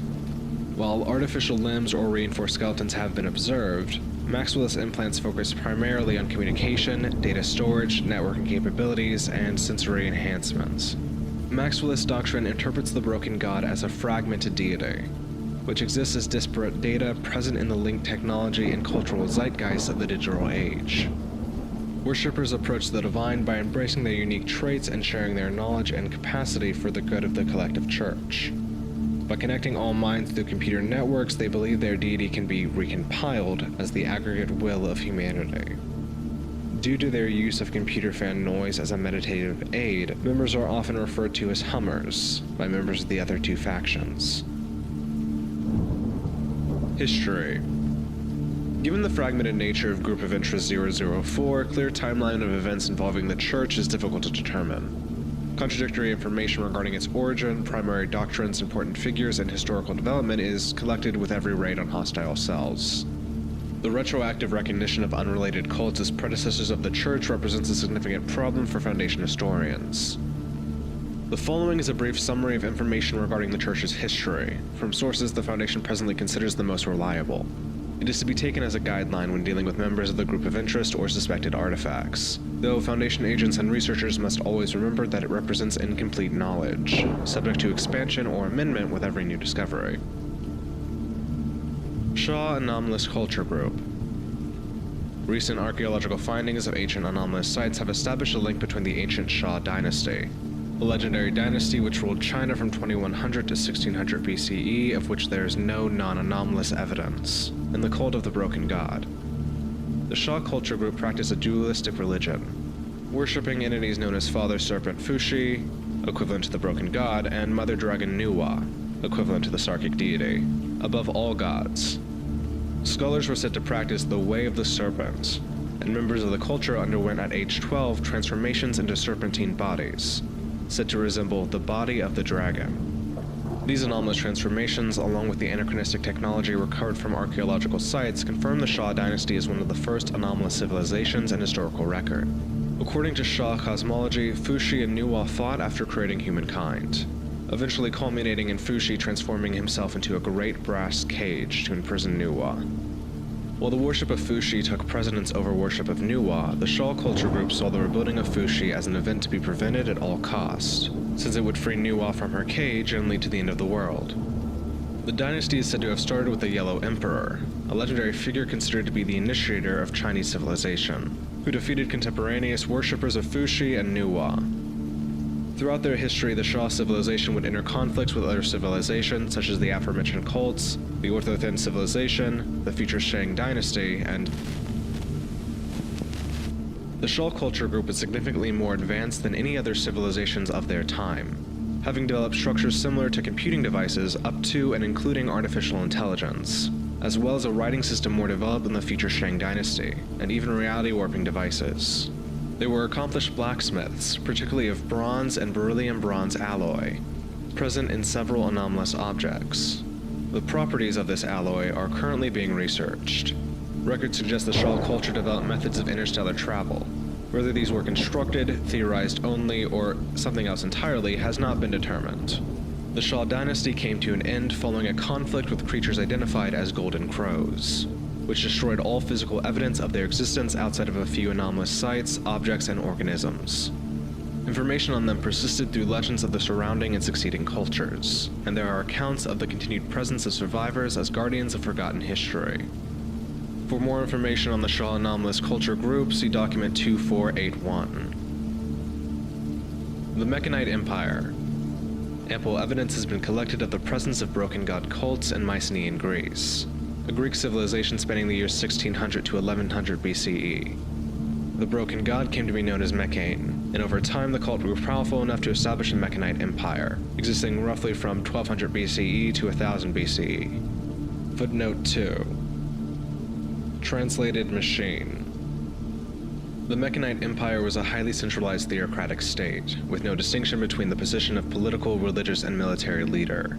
The state maintained control over the production of goods, particularly of the metallurgic industry, considering it a holy craft.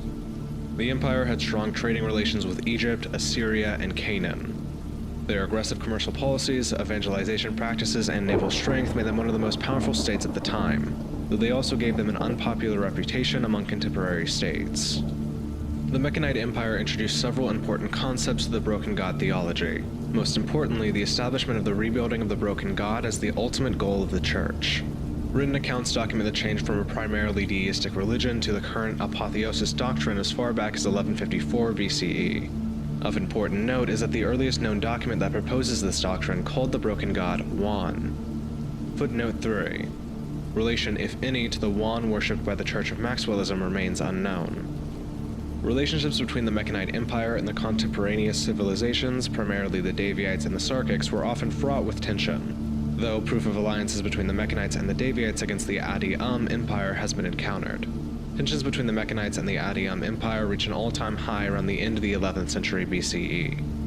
Evidence of colossus constructed for this war has been found as far away as the Arakum Desert.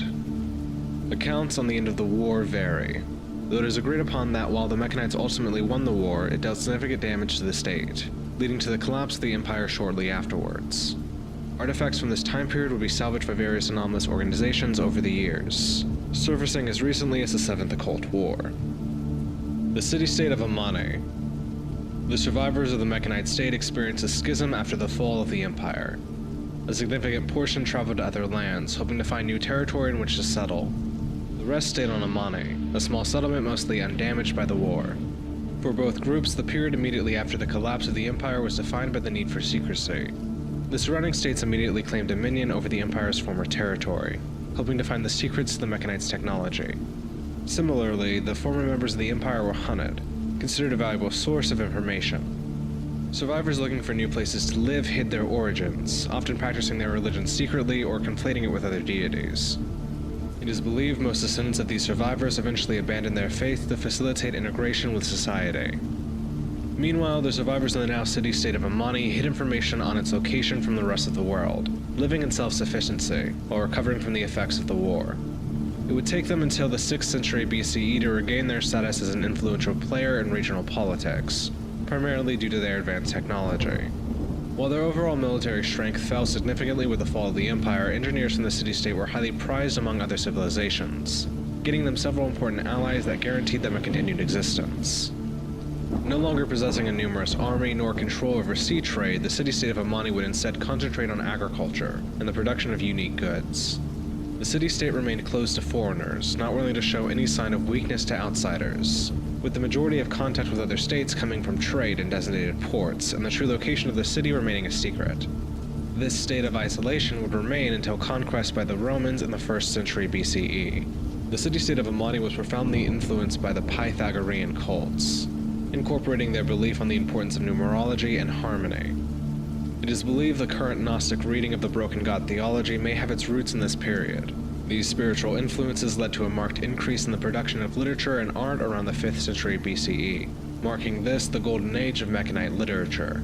Similar advances in automaton design would occur around the 1st century BCE, culminating in the creation of what are believed to be the first examples of artificial intelligence in the European continent.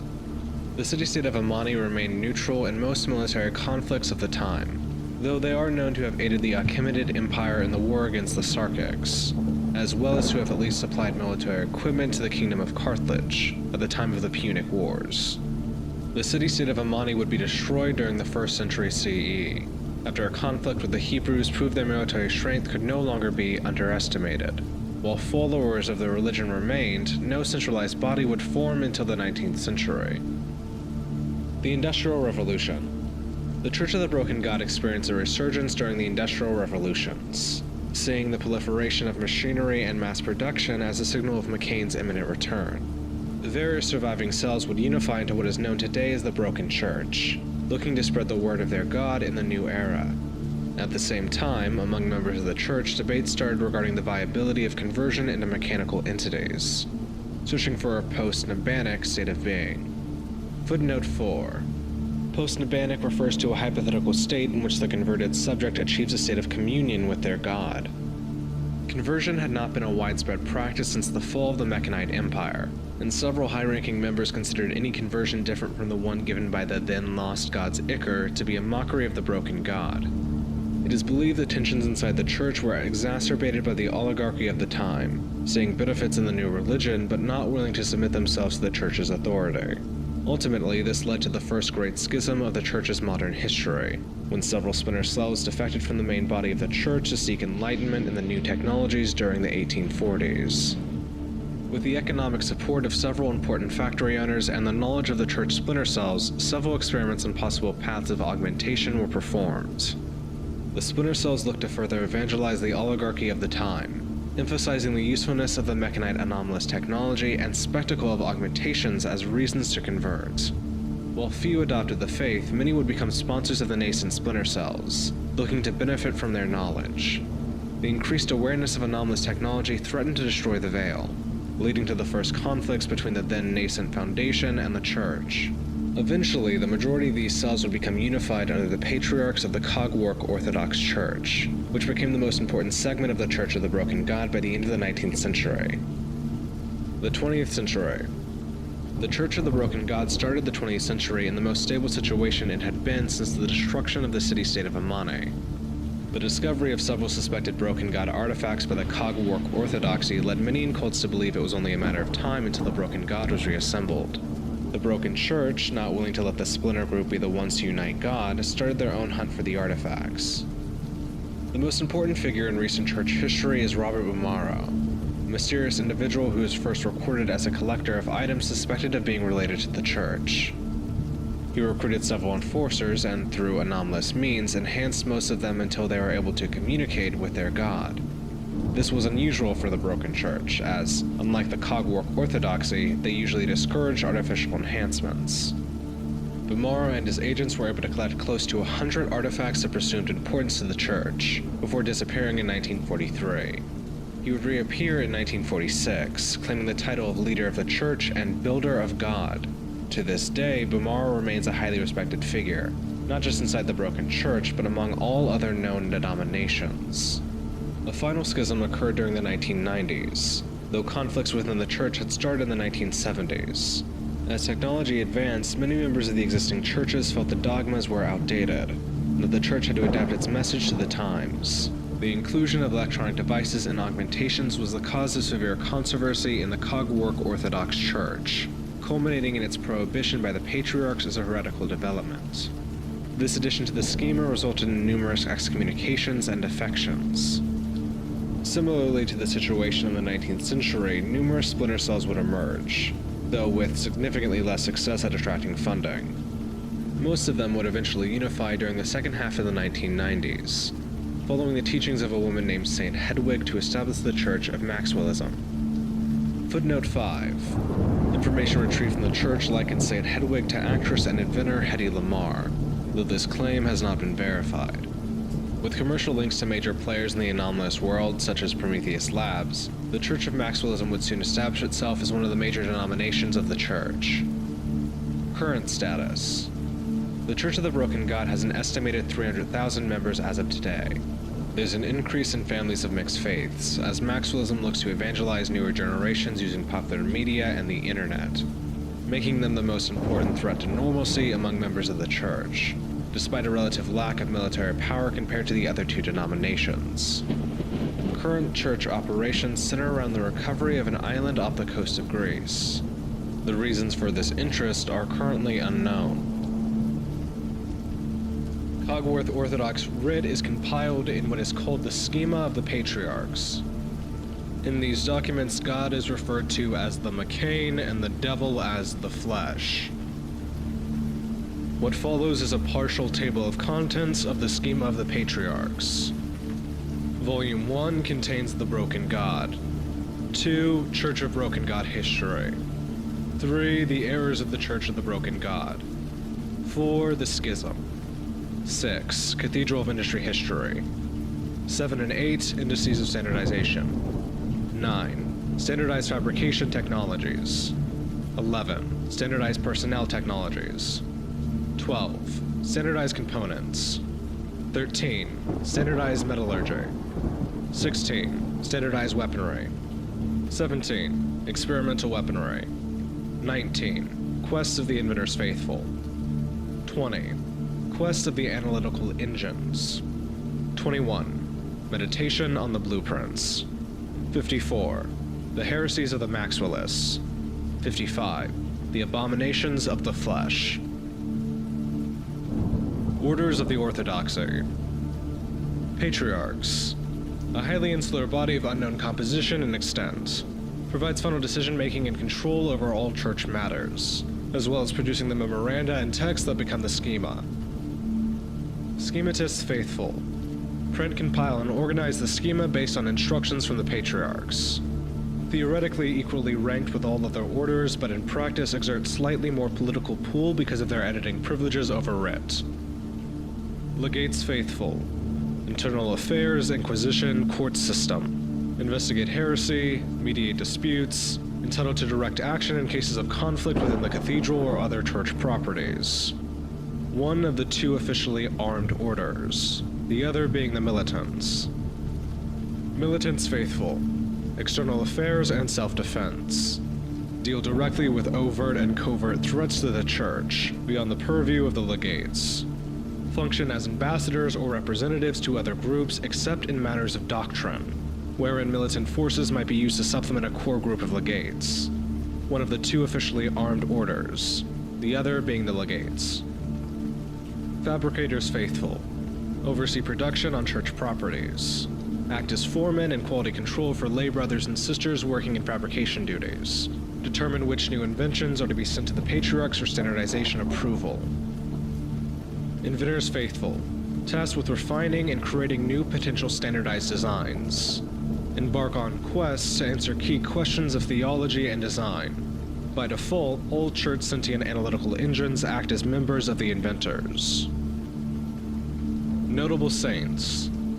Saint Legate Trunnion, patron of the Legates Faithful, of the Tenacious, of Pragmatic Compromise. One of the very few Orthodoxy saints not canonized posthumously, casting out of the factory during the early period of the Schism, sometimes frowned upon by more conservative members of the Orthodoxy for her willingness to use relatively covert methods to root out heretical thought. Saint Schematist Platon, patron of the written word, of editors, of timetables, and of diagrammatic organization. Enacted massive reforms of the newly founded Schematist Faithful during the early Schism, leading to the highly organized and cross-referential form of the modern schema, also known for her frequent and highly successful dabblings in theology and philosophy. Saint Inventor Diaphragm, patron of the Inventors Faithful, of designers, of repairmen, and of cognition engines. Founded the Inventors Faithful and began the first quest for knowledge that would lead to early cognition and analytical engines. Engaged in several well-known philosophical collaborations with Saint Platon, which were fundamental to orthodoxy philosophy of the mind. Saint Scranton, patron of spatial fabric manipulation, higher dimensional mathematics, and anthracite coal extraction. Known in life as the 19th century American industrialist and politician George W. Scranton. He was never a member of the church, but produced several key anomalous mechanical technologies that allowed for analog manipulation of multidimensional spaces. His works were vital jumping-off points for both the church and the SCP Foundation, who derived much of their reality stabilization technology from Scranton inventions. Saint Fabricator Baffle, patron of workflow and the assembly line. One of the earliest foremen of the cathedral, Baffle was responsible for laying out the general organizational plan that the cathedral's work areas follow today. Saint Inventor Chalk, patron of chorus, dedicated his life to the study of sound, audiology, and to composing many of the Orthodoxy's most classic hymns. Most members of the Orthodoxy learned some or all of his Symphony of Assembly in childhood. Saint Inventor Einrichner, patron of the intelligiated. Very little about her personal life is known, save for that she spontaneously vanished one day during a meeting of the other inventors, leaving behind no personal effects save for her seminal In Search of Disembodiment, considered the chief text for those more spiritual members who seek life beyond their corporeal forms. Alright, that's all I have to say about this subject.